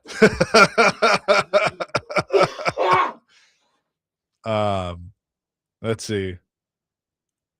Patriots Byard. What did he do against the Patriots? Kevin Byard, he signed with them. Oh, yeah. Okay. Is that a worst moment for the Patriots? I don't Signing know. Byard? Come on now, man. I mean, there's a few on here. What's some other ones? Worst moment for the Arizona Cardinals. Every moment. But what's their worst moment since 2000? Did it happen last year? Could have been. Losing to the Titans like they did. Oh, is it I'm going to guess Super Bowl, the big guy that intercepted the ball and ran it back, or the catch by Santonio Holmes. That's yeah. it. Something. Who is coughing up a lung? I'm Big kidding. Joe. Thanks, Charles. Charles says, stop smoking your cigarettes. Thanks, buddy. Let's see. Carolina Panthers' worst moment since 2000 is? They've had a few. I don't know. Super Bowl loss. But Patriots. What the second one? But what particular happened in the loss to the Broncos? I don't remember. Oh, the Broncos. Oh, that was Peyton's last one, right? Yeah, man. Was it a pick, like Cam threw a pick or something? Fumbled, and he looked at the football. Yeah. That's right. Yeah, and Von Miller bounced on it. One more. This is funny. The New York Giants' worst moment since 2000. This made me laugh. This was well done. New York Giants' worst moment. I don't know. The boat photo. Oh yeah, playoff loss. That's their worst. The Giants' worst moment since 2000. Yeah. 9712 that said Byard with the Patriots. The pick 6 that ended Brady's career, his Patriots career. That's Logan Ryan. Yeah, it was. That's what I thought. Logan Ryan intercepted that. Yeah. No, so that. No, I mean, Vrabel, I will say that was one of Vrabel's best coaching days because he out Belichicked Belichick. He did, and it pissed Belichick off to no end. Mm-hmm. To the point where I don't think they like each other. To the point where Belichick hired a private investigator and said, watch him like walk out with a hood on and take it off like Vince McMahon. It was me, Vrabel. Right. It was me all along. I mean, I wouldn't put it past Bill Belichick. I wouldn't either. Like, you got to get best of me. Okay, all right, enjoy this. I'm gonna hold on these pictures for 6 years. I'll show you how to get some honey and You're right. Get away with it. I'll hold on to the boat photo for 5 years. And I'm gonna be in the bushes on the shore. Nobody can see me taking a picture. It's been cracking me up with there's this, I guess somebody found Madden 2002 and there was like a generic female sideline reporter talking to Mike Vrabel as a player, but it looks like Rossini. And so people are just like, "Oh my God, Madden had it figured out." And it's Vrabel in his uniform. But the best one I saw today was somebody AI'd it. They had the lake behind them. They made her look pregnant, and then it had like Vrabel's stat line, and somebody goes, "This is BS. This is fake. There's no way he has 0 sacks in that game." Oh God. I'm just I'm just cautiously waiting for the next photo to drop. Well, another one dropped today that they were somewhere dancing, and he's like kissing her ear or something. No, Miami Super Bowl party. Yeah, I think 22. 22. Yeah, it's Rossini basically on her tippy toes, whispering something to Mike in his ear, And I remember Sweet nothing. Yeah. And there was something this past Super Bowl. She was on like Radio Row, and I remember her saying, "There's stuff I would not tell my husband over at the Super Bowl in Miami." And like people have made a joke about it. I mean, she's like Gus Fring in Breaking Bad. I mean, she's hiding in plain sight, right? she's literally hiding in plain sight. She's using the sarcasm, but using it in a funny manner. It's crazy. It's like telling people, look, I know I'm fat. That way you can't crack a fat joke on me. Like, oh, that joke's already been done. No, I get all that, but I need to see. All right, I need to see this picture now. I'm telling. We talked last week about this. Somebody hired somebody. Oh, I think so. Because I told Nick this last week. I think you were the day you were off. If I'm at Center Hill Lake and I see Rabel walk in the dock, you think I'm gonna wait 5 years to send you and Ricky that picture? No. I'm waiting 5 seconds. I'm like, guys, you got to see this. You get it in not 5 years. I know that's a whole another hour. We could deal with that. Yeah. I'm not going to settle for that. What was that? That's Jeff. Oh, is that Jeff? That was him, yeah. Oh, nice. I got a few drops now, so you guys be ready. Is that Fisher? That was. Hey, how you guys doing? Hey, play that again. I'm not going to settle for that. Do you have the one? Here's my other one. We're going to finish this day. Let's go. Oh, I like that. Guys, I just got fired. And that one that kind of breaks your heart, though. Well, man. because Bones Fossil like pushes away, like, oh my God, like he's shocked. And then Coach Mack, like right Coach there Mack too is as well. in it. Yeah. I'm still going to get paid the next 5 years, $8 million a year, but I'm not going to be here. You know what I wish we could find? You were probably at this press conference. We need a break, don't we? Yeah, break it, pal. Yeah, we'll break and then I'll tell the story. It's Chasing Big Joe, 102.5 The Game.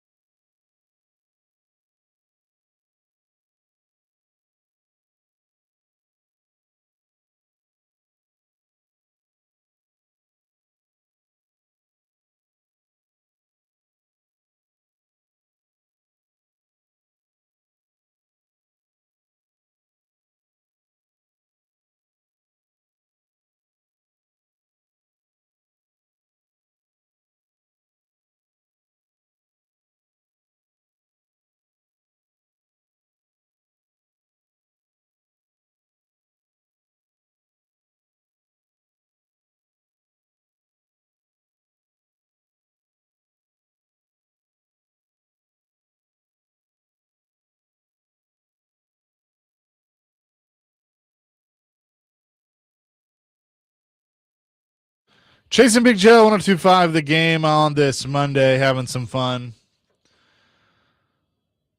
Oh, I know what drop that I want us to have, and you were probably at this press conference. This would have been 2006, like August, early September 2006, and they trade Billy Volek to the San Diego Chargers after signing Kerry Collins. Mhm. Vince is here. This is Vince's rookie year. Yep. And Fisher's doing the press conference, and he basically is going through it saying that, Billy kind of demanded this and demanded that or whatever, and that didn't sit well with me. Yes. And I wish we had that of him like, that didn't sit well with me. So I was not there. Do you know where I was? No. We had Volek at the airport. Oh, nice. Okay, so you got the other side. Yep. And then Volek was like, he never talked to me. He never told me anything to me. Basically, they lied to me. Yeah. Like I was going to be the guy, and then I found out Kerry Collins is coming in, which has been 20 years now. So, yeah, we Well, come. I mean, look, I And- would have rather – because that was Floyd's last year, I think. Yeah, so 6. Yeah. Everybody won that video because it was like a he said, she said between Fisher and Billy Volek. Yeah. I'll never – so we got a tip. He was going to the airport. We called him. He was great. Yeah. And then he spent 5 years with the Chargers. Yeah. I told you my Billy Volek story, right? No. So it's either the next – I think it was the next year. Dad and I go to the Titans game, and we had really good seats behind the Chargers bench that somebody had given us or whatever. So, I mean, we're like 5 rows from the bench. And it's Chargers, Titans. Rivers is hurt or Right, something. yeah. So Volek is playing. And it's first, second quarter, something like that. And he throws one that gets picked off by the Titans. And he's walking off the field, and he's mad and everything. And I yell, "Hey, Volek, glad you finally found a Titan receiver or a Titan to throw to," and he flipped me off. Oh, nice. Yeah, that's a game where they lost in overtime because LT ran a sweep around the end. They scored. Yep. December 9th, 2007. Yep. Chargers won 23-17. Yep. So Rivers hurt? Is that what it was? I don't remember, but that's when the Titans ended up going to the playoffs and getting beat by the Chargers. The Chargers, yeah. Out Marty there. Schottenheimer's last year. Yep. Because they lost. The Chargers lost to the Patriots in the divisional round, maybe. Yeah. Yeah. They lost to somebody because Marty got fired that year in the playoffs, and that's when they hired. Might have been North Turner, or not North Turner. Yeah, I think it was North Turner. Norv was the head coach in 07. Okay, so he was already there. So Yeah. it was the year before. Yes. Okay, gotcha. Yep. And then that was the and they lost to the Chargers lost at the Patriots in the AFC Championship game. They showed it 21-12 because I think LT got hurt that game. Maybe Blew his knee out. Yep. Yep. That's right. God, it's crazy how can just flip on a dime. The fact that those Chargers teams never got to the Super Bowl. I know. Well, I mean, that was the whole thing with who's the owner of the Chargers? Spanos. Like gave Marty every chance, and then finally just made the change. He did. And Spanos died 2018. Norv Turner's one of those guys that he's been around a long time. But like you talk to Aikman loves him. Well, I think he's one of those. He's a fantastic offensive coordinator and was an okay head coach. Yeah. I mean, and he was the Cowboy success, and he went to the Redskins. Redskins head coach, Raiders head coach, Chargers head coach. And then 2 years ago, he was back with the Raiders as a senior advisor. Yeah, Heath Schuler screwed him in Washington. That's right, because he was the number 1 draft choice, and he held out, and Heath Schuler was way ahead of his time as a running quarterback. Remember who took over for the Redskins then? Joe Gibbs. No, as a quarterback. Quarterback? Out of Tulsa University. University of Tulsa. Hurt his neck by headbutting a goalpost. No. Gus Frerotte. Taking like the 4th or 5th round that year. Yeah, that's right. That's crazy. These guys get 2nd, 3rd, 4th, and 5th chances, man. Don't be sad, pal. That is crazy. We'll come back with more in hour number 3. No John McClain today, but we'll keep it going. Chasing Big Joe, 102.5 The Game.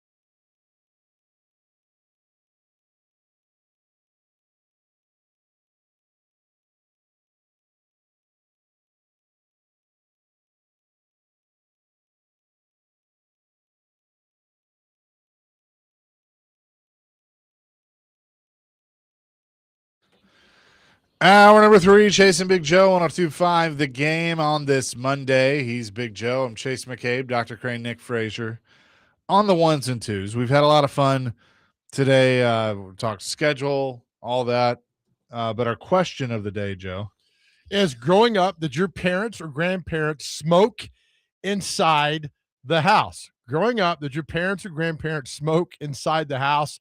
615-737-1025. In fact, we got so much interaction with this. Our whole first hour was phone calls and text messages about whether or not your parents or grandparents smoked inside the house when you were growing up. Chase's parents did not, grandparents did not. My grandmother smoked like the an oven at Honey Fire Barbecue. So that's our question today. Did your parents or grandparents smoke in the house growing up? John wants to weigh in on our question of the day. John, what you got? Yeah, man. Born in 76. Dad was a pretty heavy smoker. Got him in 89. But about 10 years ago, I was at my mom's cleaning out the attic. You know, she's trying to downsize, seeing if I wanted anything. And there was a blanket up there. You know, she kept everything of mine from when I was a baby. And I was like, Mom, what's this?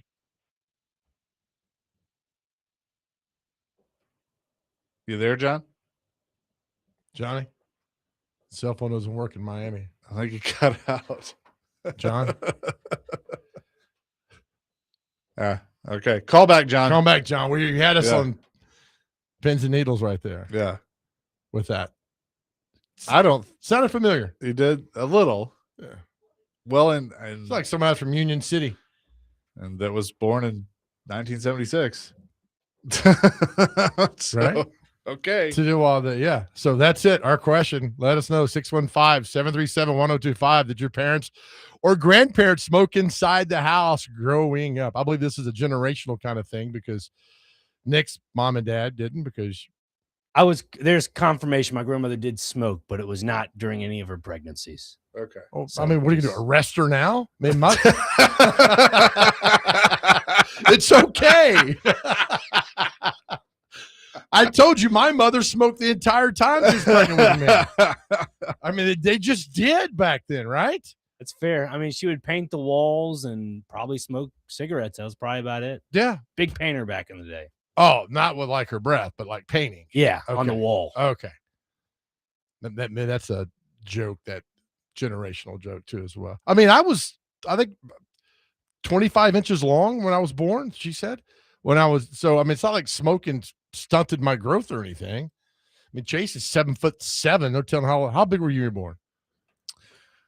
I was 10 pounds, 11 ounces. But how long? Oh, I was long. I don't know. Yeah, right. I don't know exactly. You got to find out, man. Yeah, I was 25 inches. I mean, my mother delivered a 2-foot person. I mean, my mom's always joked I came out as a toddler. Yeah, well, right. So that was it. Okay, John's back. All right, John. Yeah, sorry, you cut out there. What were you saying? Yeah, so I was up in the attic with my mom. We're going through old stuff. She's wanted to see if there's anything I want to keep. And there's an old baby blanket in there and had a bunch of holes in it. And I was like, what is this? What is this? And she said, this is your baby blanket. She's like, my dad used to run nightclubs, so he'd come home like at 3 a.m. And when I was born, still in my crib, he would pick me up out of my crib, and he'd put a blanket on me, and he'd smoke a cigarette and rock me to sleep. Well, he'd fall asleep too, and the cigarette would fall out of his mouth and burn holes into my baby blanket. God. Thank God you're alive, John. I know, right? I thought it was a great story, though. I mean, now, do you still have the blankets? No, he got rid of all that stuff. Oh, man. Yeah. No, but yeah, I always thought that was a pretty funny story. Now, anyway. Yeah. No, that is a good one. Thanks for sharing. Yeah, man. Take care. Huh. that is a good story. Yeah, 1976. I bet he was born on January the 18th too. 1976. That's kind of what I think too. Yeah. Interesting. Yeah. Maybe losing that hair. Kiddo. Hey, man. Sounds like somebody that maybe went to Southeast Missouri State. I was going to say, sounds like a proud SEMO graduate right there. Yeah. Something like that. Yeah. Interesting. Well, hope Miami's doing well. Yeah, right? Yeah, I guess living down there on the coast, man. Come Yeah. out to the coast, have a few drinks, watch the We'll have Dolphins some play. laughs. Oh my goodness. Josh just said on our text line, sounds like who, buddy? Mr. and Mrs. Robinson's son to me. Sounded like that. Interesting. Right. And now the text line has blown up on stuff. But think about that. I mean, you're smoking. My mom, we had ashtrays around the house, ashtrays in the car, ashtrays in the back seat. I remember making an ashtray for my mom in like first grade. Right. I think I took one with my grandma and she's like, this is the worst looking thing I've ever seen in my life. Go sit outside.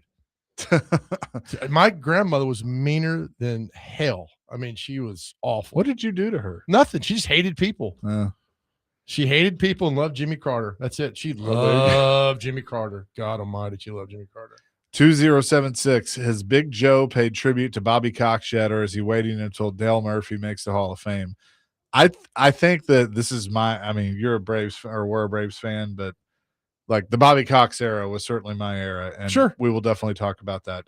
Coming up next is Bobby Cox passed away over the weekend, and I loved all the tributes that came out for him. It's Chasing Big Joe, 102.5 The Game.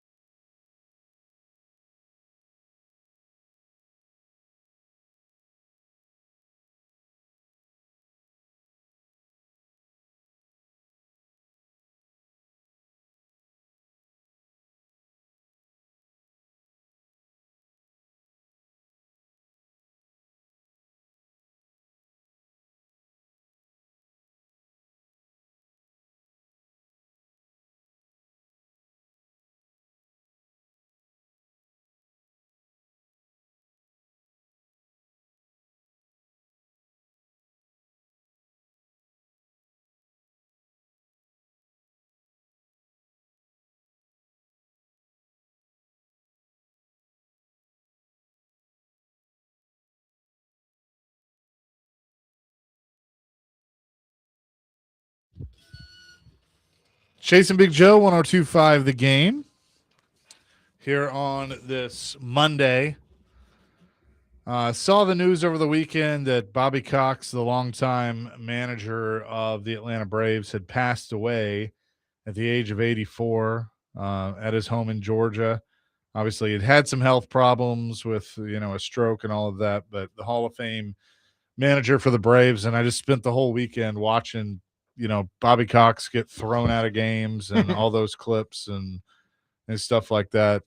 They showed one during the Braves broadcast yesterday of after he had retired, he comes back to throw out the first pitch, and I think it was Chipper was catching, and he throws out the first pitch, and the home plate umpire walks up to him, hands him the ball, and immediately says, "You're out," throws him out of the game. Nice. Which was pretty cool. But look, the manager of the team from the 90s, Ted Turner passed away earlier in the week, and then Bobby. It's Ooh, I crazy. didn't think about that. Yeah, because Ted fired Bobby and then ended up bringing him back, which both moves I think were good at the time. And he comes back and, wins the World Series in 95 with John Schuerholz, builds that team in the 90s. But I was just, as a Braves fan, it was sad to see that he passed away. 29 years as a manager. You don't see that. So 4 at the Braves, first stint, 4 at the Blue Jays, and then I guess this is 21. As a player and manager, he spent like 50 years in baseball. Yeah, 21 there. So that's the 29. Won 2 World Series, 77 with the Yankees as a coach, and that's 95 as the manager. Probably should have won in 96 because they were up 2-0 on the Yankees, and then hits the cat Laritz. Yeah, Jim Laritz. The 2-run shot. Was it off John Wetland? We had him on. We had Jim Laritz on during, I think it was during COVID. And like the whole time, I'm just like, man, I really don't want to talk to. I did, but I was like still pissed. Well, I sat, and I don't know if Nick was there, but we sat next to Laritz at an event a couple years ago. Oh, yeah. And you told me that. He poured his heart out to me because, he was in a bad wreck and killed somebody. Yeah. And just poured. And I'm like, what's he was really name? cool when he came on. Yeah. He was really regretful. And I'm like, I didn't even know who it was when I sat down. Then I figured out this is Jim Laritz going on right there. But anyway, so the 96 one hurt. 99 was that they got swept by the Yankees. Yankees, yeah. I could argue 96 they should have won. Was it 91 the loss to the Twins? That was heartbreaking because Kirby Puckett hits the Saturday home run. Night. Yep. Yeah, that was the we'll see you tomorrow night. And Dan Gladden wins it on that Sunday night. Yeah, so I would have said that one. They could have had that one. But see, that was the thing. The 90 Braves were terrible, right? And they trade Murphy. The Dave Justice comes and they bust out. The 91 they take over. That was the worst. The first team with Maddox. What on that team was Lee Brandt, Smoltz, Glavine, and Avery. Correct. And they were just. they took off in the summer, and people were like, "What the hell's happening in Atlanta?" Was it 92 they lost to the Blue Jays? They did. Joe Carter had the walk-off against them. Yeah. And then 93 they lost in the championship to the Phillies. Yeah. Yeah. 94 they were good too. 94 stupid strike. 94 it was a collision course between them and the Expos, which I think the Expos would have won. Probably. 95 was the Reds and the Braves. Remember, I know Dave Justice called the fans out. Do you remember that? Yeah. They weren't cheering, weren't loud, and then that night Justice hits the homer, and then they win the World Series. Yeah. 96 against the Yankees. Who'd they beat in the NLCS? 96? Yeah. Was the Cardinals, maybe? I think it was the Cardinals. 97, they weren't going to win because the Marlins had the best team money could buy. Yeah. 98 was the Padres. Which that's a heartbreaker. Yep. Because I think they would have won that year. I think they could have beaten the Yankees that year. And the Yankees won 3 straight. In 2000, that's when the Mets got in. Yeah. And played the Yankees. And that was kind of the end. Yep. They still won divisions, but that Right. was kind of because Glavine, I think, had left for the Mets at that point. Somewhere in there. Or no. I don't know. Maybe it was 2000. Maybe it was 02 when he left. Well, Dion had a nice tweet about Bobby Cox this weekend too, about basically being an honest, open door manager coach. Like, all right, you need to play better. You need to play better. I'm not going to sugarcoat this. That was a nice little tribute from Dion to him. Yeah, that was cool. My favorite story that was circulating on Twitter, and it's been on Twitter a lot. So, in fact, let me talk for a second. Let me find this. Talk. Do you know Squeeze is coming to the Ryman in August and Adam Ant is opening for him? Must-see show. Squeeze like oranges or Squeeze like the band. Never heard of them. Tough guy. Well, they never heard of you either. Good. Yeah. Keep it that way. Yeah, they said All that. right. Keep your name out of their mouth. So they're playing a game, and Bobby sends Leo Mazzoni out to the mound to tell Greg Maddux to walk Luis Gonzalez. Is that the one where he pops him up? And Greg says no. Said, give me 2 pitches. I'm going to throw change up, like low and inside, and then I'm going to throw a cutter. He's going to pop it up to Chipper, and we'll get out of this inning. And Leo goes, okay. Walks back to the dugout. Bobby's pissed. And, like, they're all laughing in the infield because they can hear Bobby cussing and, like, you know, who the hell does he think he is and deciding this stuff. Throws the first pitch. It's a change up low and inside, strike 1. Throws a second pitch. It's a cutter. Pops it up. And Chipper's going, I'm looking up, seeing this ball coming down into my glove going, son of a, he called a shot. Right. Now, didn't it go to the World Series? What was that story about the World Series? Is that the one to Bagwell or something? Yeah, well, that was the playoffs. That they're playing Bagwell in like July or something like that. They're playing the Astros. And he tells Eddie Perez, you know, Max called his own game, and he tells Eddie Perez, give me like a fastball inside or something like that. And Eddie's like, are you sure? You say never call that pitch. He goes, yeah. So he throws it, and Bagwell hits a home run, and they, you know, get out of the inning. And Eddie's like, what was that? Like giving a home run to Bagwell. And Greg goes, we're a good team. They're a good team. We're going to see them in the playoffs. He's going to look for that pitch. Yeah. And I'm going to strike him out. He struck him out. Yeah. That's so awesome. That's why he was the professor. He was so methodical. What a great story, man. And like, that's my whole thing with, you know, the robo-umps and the ABS and stuff. I'm cool with the ABS challenges, but Maddux was so good at painting the corners that if you have automatic balls and strikes, he's not going to be as good, because a lot of it was how Eddie Perez would frame his pitches and, you know, and the catchers that he had. Like, that stuff matters. Pretty damn good guy, man, you know, pitching. But it's been really cool. And I know Jeff Francoeur is going to join George Plaster today on 94.9, who played for Bobby. But a lot of guys have told stories. Glavin, we should see if we can get Glavin this week. That'd be cool. Just talking about how Bobby made their careers, you know, and Chipper said like he you know, he wasn't like, we didn't have captains because he was our leader. It's pretty strong. And that's all we needed, you know. Yeah. Very few of those guys around today, man. And just a guy that, I mean, that's one reason why I liked Brian Snitker so much, because he was different from Bobby, but he was cut from the same cloth of just an old school baseball guy. Who was it didn't run out the first base and he benched him? Ronald Acuna. I love that. Yep. Run it out, man. I think he did it a couple times, and Bobby would have done the same stuff. That's gone from today's games, man. It's gone because you're afraid you're going to upset the guy. Yeah. Well, I mean, when Snitker did it, everybody was like, what are you doing? He goes, well, he's got to learn. He's not any more special. Right. It's like Barry Trotz scratching Alex Ovechkin because he missed a meeting. Good. You know, and Barry's told that story of, we don't win the Stanley Cup if I don't do that. And then the Jimmy Johnson story of exceptions and rules. There are exceptions and there are rules. Troy Aikman falls asleep in a meeting. The other that's an exception. Exception, right? Man. And the asthma field's over there. That's right. You miss those guys these days. We'll never see those guys again like that. Never. Because guys today are too they're sensitive. They're paid too much. That's really the big thing. They're paid too much. They are. Good for them. It's capitalism, all for it. Make as much money as you can. That's great, but you're not going to get back the Bobby Coxes of the world and the Mike Ditkas of the world, where they would just ride your butt the entire time. Yeah. Talking about the World Series, Lawrence hit the home run off Mark Wohlers. Mark Wohlers, that's right. Yeah, that's what it was. Okay. But I mean, I will say the Ken Burns baseball documentary when they did the 10th inning, which talks about that 96 World Series, you know, Joe Torre gets hired in New York. Everybody questions the hire because he'd been a terrible manager with the Mets, average with the Braves. I think when he played for the Cardinals, but just hadn't had a good career. Right.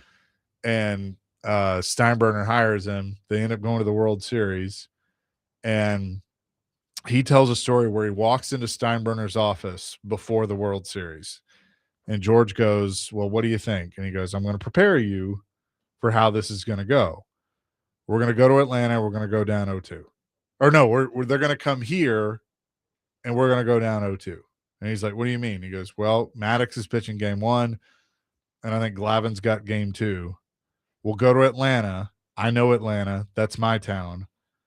We'll have a battle with Smoltz in 3, but we'll even the series up and come back here and close it out in 6." And that's what they did. Exactly what he they called did. a shot. Oh yeah, Wohlers gave up a stunning through-run homer to Jim Leyritz that led to Was that game? 6. What game was that? Game 6? Yeah. Yeah. Well, this sucks. After that, the series shifted, and many people observed that Mark Wohlers was never the same after that. He wasn't. Because it was did Avery pitch or was he hurt already? I don't remember, but now this is fascinating.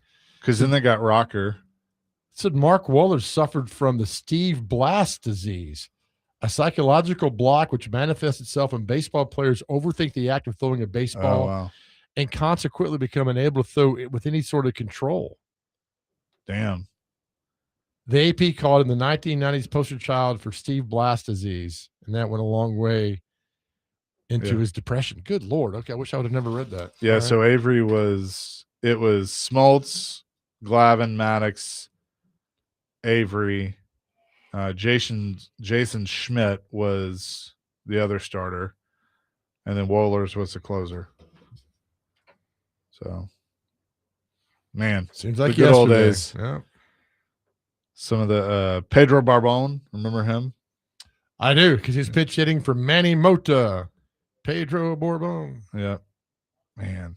The good old days of those teams. Mike Mordecai was on that team. Rafael Belliard. 30 years ago. Isn't that crazy?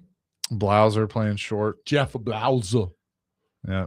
Javi, McGriff, Lemke, Blauser, Chipper Jones, Klesko, Marquise Grissom, Jermaine Dye was on that team. Terry Pendleton was still there. Man, the good old days of the Atlanta Braves. But Bobby Cox gone at the age of 84, and just wanted to take some time and talk about that. You have something interesting on the board when it comes to college football, and something may return, and what else needs to return. Oh, yeah. Okay. We'll talk about that coming up next. Chasing Big Joe, 102.5 The Game.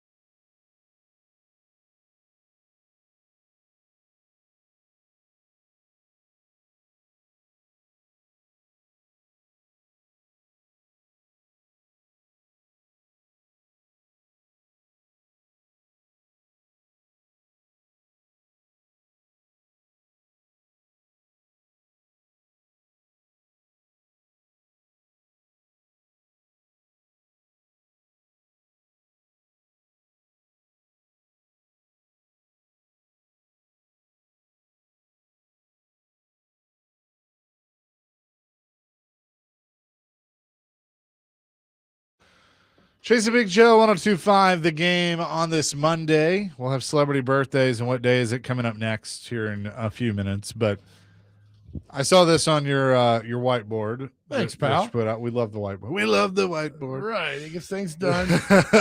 So people complain because USC, Notre Dame, and college football, the game is gone. So now USC, Notre Dame are talking about reuniting that series, right? So bringing back USC versus Notre Dame, it should, right? They should come back together and play those games, which is great because I think we all want those. And there's other games that have gone, like I think Oklahoma, Nebraska needs to come back. That was a great game. Oh, yeah, that was awesome. Back in the day. I know Oklahoma and Texas reunited in the SEC, but that was good. But Oklahoma, Nebraska. And then to further this point, Bama and Ohio State are playing 27-28, right? So home and home. Alabama and Ohio State in football. This would never happen if it weren't for the college football playoffs. Yep, I would agree. Because you can now lose 2 games and get in. So it doesn't matter. If Alabama goes to Columbus and gets their ass kicked, nobody cares.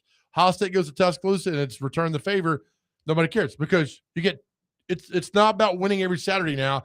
They've ruined college football to the level like every game does not matter anymore, and that game does not matter. So follow me on this. Have you looked at Tennessee's schedule this year? I know they open at Georgia Tech, right? No, they open in Knoxville against Furman, and then they're at Georgia Tech. That's right. The next week. Do you know what's not on the schedule this year? Hold on. Florida. Here's my Great thought, job, guys. and I think we've overthought this. We have overthought this because I will agree that I think you should have to play, like there's a rule now in the SEC because they're going to 9 games that you have to play a group of 4 out of conference game. Mm-hmm. And I think that is a great rule. Sure. However, we've overthought it. Why can't Tennessee and Florida schedule each other and it just not count as a conference game this year and therefore you preserve the rivalry? Why not make it a conference game? Well, you can, but like you'd have to give one up somewhere because it's not a protected rival. I'm just saying you should have 10 games against group of 5, right? Or group of 4 opponents, and then 2 whatever you want to do. All right, that's another example of them ruining college football. That rivalry should never have gone away. Well, the argument was, they didn't always play every year, and so, but like Auburn's on the schedule this year. That was one that died when the new SEC happened in early 90s. Right. It's terrible. Tennessee, Florida should be Tennessee, Alabama, Tennessee, Florida every year. They've done it. They've ruined it. They've ruined college football. Great job, guys. They haven't ruined it, but they've certainly changed it from the tradition that it was. The game doesn't matter. Alabama, Ohio State doesn't matter. I'm with you. I'm with you. Right. It's great. We're going to love it. We're going to watch it. It'd be great. Tuscaloosa, Columbus. It's great. But not having Tennessee, Florida play is criminal. Would you rather, just for argument's sake here, their 3 protects, I think, are Vanderbilt, Alabama, and Kentucky. So would you take one of those away for Florida? Hell yeah. Which one? Kentucky. I would agree with that. Goodbye. Put Florida there. I mean, Tennessee fans would love it. Kentucky fans like, what about us? Nobody cares about Kentucky football. Sorry. Sorry. We just don't right now. But I mean, like their schedule this year, they play so non-conference is Furman, Georgia Tech, Kennesaw State. That's it because they play 9 games. That's right. And then Texas at home, Auburn at home, at Arkansas, Alabama at home, at South Carolina, Kentucky at home, at A&M, LSU, at Vanderbilt. Good Lord. I don't care. The thing is, I don't care about them playing at Arkansas or A&M or even LSU. Give me Florida. Yeah. Right? Give me Florida. Put Florida back. Think of the iconic games throughout the years. Right. I mean, Neyland in 2016 when Tennessee beat Florida in the streak was, I couldn't hear for a week. I mean, those are games that are iconic between Tennessee and Florida. Now you're taking them away. I know you can't make everybody happy and please everyone. I understand all that. But some games you need to keep around for that. And that's the Tennessee-Florida rivalry. Is that a top 5 SEC rivalry? I'd say so. Absolutely it is. Alabama, Auburn, Alabama, LSU. Georgia, Auburn, Tennessee, Florida. Sorry, South Carolina. Sorry, Vandy. Nobody cares. So here, listen to this. This is 2027. This is their schedule. Tennessee? Yeah. Open the season in Knoxville against TSU. Which, good for TSU. Nice little payday for TSU. Georgia Tech comes to Knoxville. Then they play Western Michigan, at Alabama, at Georgia, at Kentucky, at Missouri, at Oklahoma, Florida, Ole Miss, Mississippi State, Vanderbilt. Okay. That's the home games. All right. So Florida comes back in 27. Welcome back, boys. The boys from Angel Beach are back. 2028, they play West Virginia. They don't play Florida again that year. Nice. They go to LSU. They go to Auburn, Alabama, Arkansas, Kentucky, South Carolina, A&M at home, at Texas, at Vandy. Well, it's criminal not to have Florida on the schedule every single year. I would rather have Kentucky. Yeah, Kentucky gone. Yeah, that's what I'm saying. Yep. I mean, it's just, I know you're not going to please everybody, and this is what they've done with it, but that's just. Vanderbilt's playing TSU in 2028. Good for Apparently. TSU. Yeah. They can just walk over. Right? Save the hotel game that night. Vandy's playing. So this year, Vandy's got Austin Peay, Delaware, NC State as they're out of conference. All right. NC State will be a fun game to watch. At Auburn, at Georgia, Ole Miss, Arkansas, at Kentucky, at Mississippi State, Alabama, at Florida, Tennessee. And the Tennessee game is here, too. Yep. But here before we know it, man. I know. They ruined my day, man. I had no idea Florida was not on the schedule. I should have known that a long time ago. I'm sorry, buddy. 2027, you know who plays at First Bank Stadium against Vanderbilt? The coach. Eastern Kentucky? Yep. Next year? 27, yeah. Wow. Eastern Kentucky, at Stanford. And I think they still need to add another non-conference. MTSU, right down the road. That'd be great. Be awesome. Coming up next, we'll tell you what day it is and celebrity birthdays. It's Chasing Big Joe, presented by the Omni Nashville Hotel on 102.5 The Game.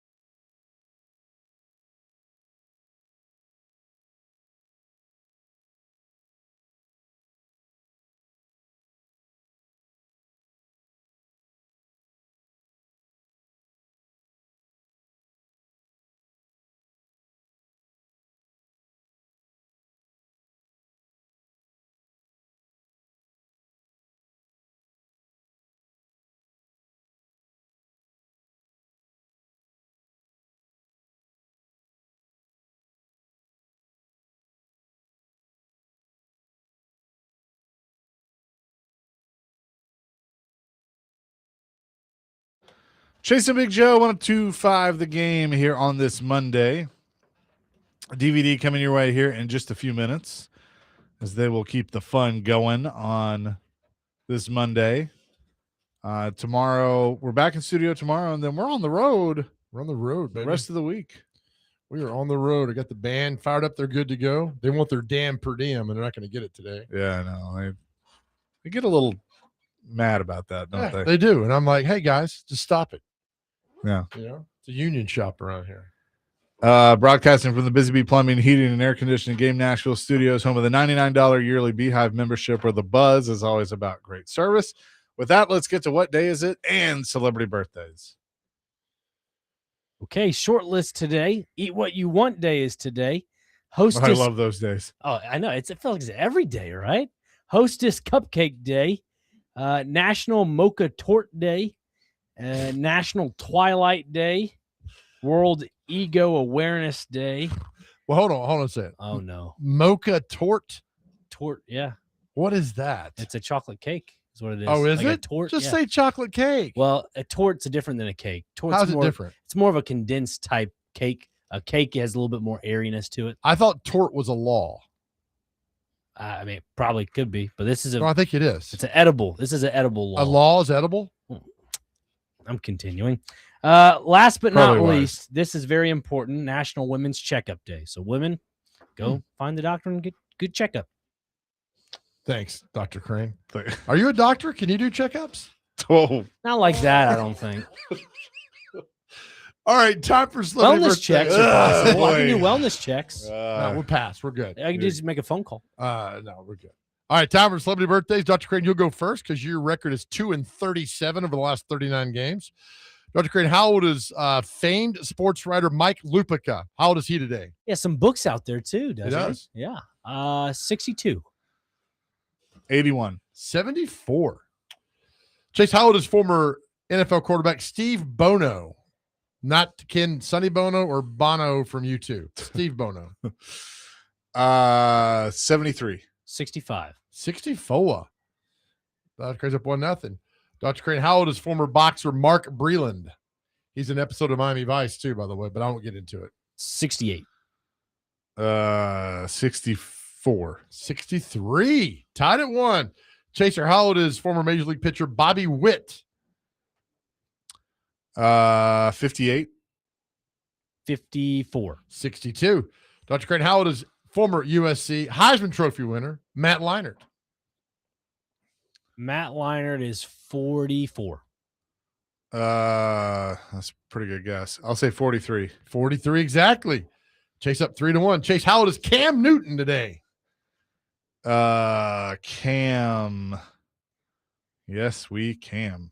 38. 37. 37 exactly. We're tied Nice. at 3. Dr. Crane, how old is actor Jeffrey Donovan? He's been in a bunch of TV shows. Jeffrey Donovan. Never heard of the guy. I'm going to go 51. 56. 58. Chase up 4-3. Chase, how old is your favorite artist, Sabrina Carpenter? Jeffrey Donovan was on that Burn Notice show. Burn Notice. That's Yeah, correct. On the that's USA. right. I was trying to think of it. Yeah. Who is it? Sorry. Sabrina Carpenter. Sabrina Carpenter. You know this. Come on. 28. My age, 27. 27. She's 26. Ooh. 4-4. I like this. All right, lightning round. Dr. Crane, how old is Clint Eastwood's ex-wife, Frances Fisher? She was also in Titanic. 81. 83. 74. Chaser, how old is drummer Mark Herndon from Alabama? He's not there anymore with them, but he had the glasses. Mark Herndon. Mark Herndon, 73. 77. 71. Chase up 5-4. Dr. Crane, how old is former MTV VJ, one of the original, Martha Quinn?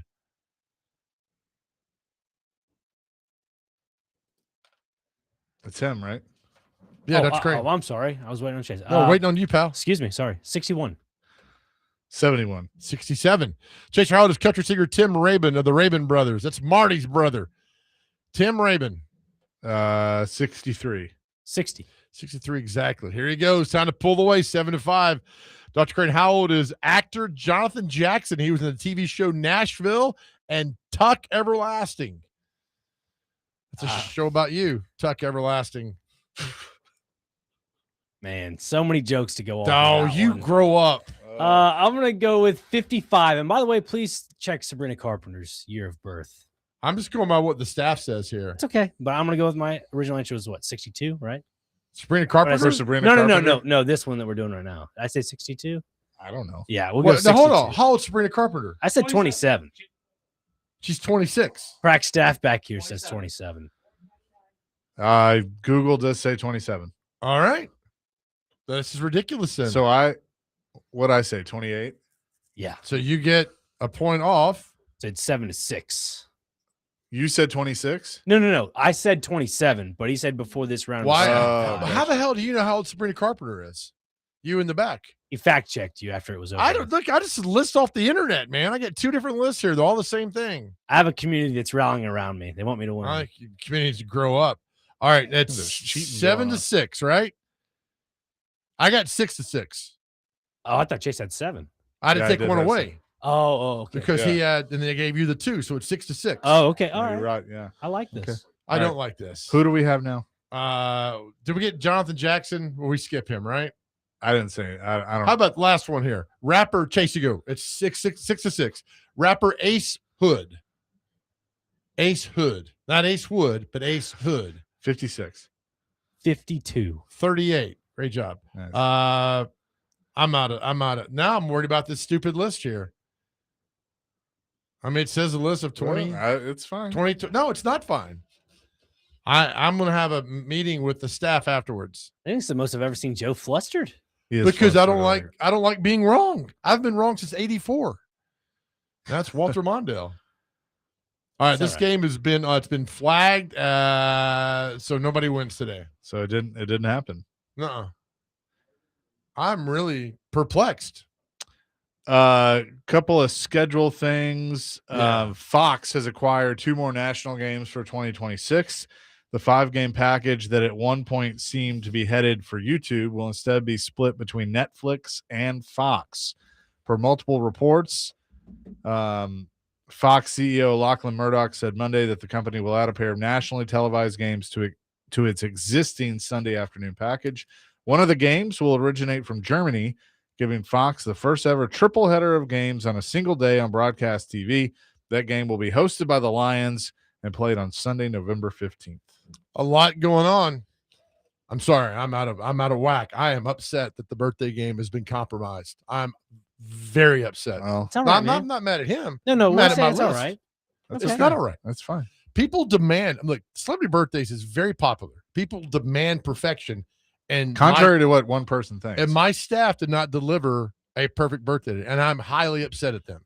They don't get paid today, Joe. Somebody in 9680, this is a train wreck. Yeah, no, well, that's It it is. is. It is a train wreck Sweet. because the list wasn't accurate. I apologize. That's okay. 1,000 apologies. It's all right. This is Anyway, that's going to do it for us. DVD coming your way next. Hey, as we leave the show every day, we talk about mental health. You guys out there, you're doing such a great job, but I need you to go to therapy. I need you to talk about your problems, get it off your chest, and you need to go back to living the life you absolutely deserve, right? Find the gratitude in your life, feed your brain positivity, and know you're doing a damn good job in this world, right? There are people, when they think about you, they smile, they laugh. You light up the world, whether you think it or not.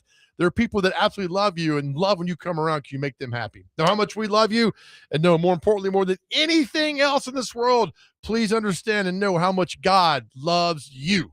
Amen to that. Peace, love, rock and roll. DVD coming your way next on 102.5 The Game.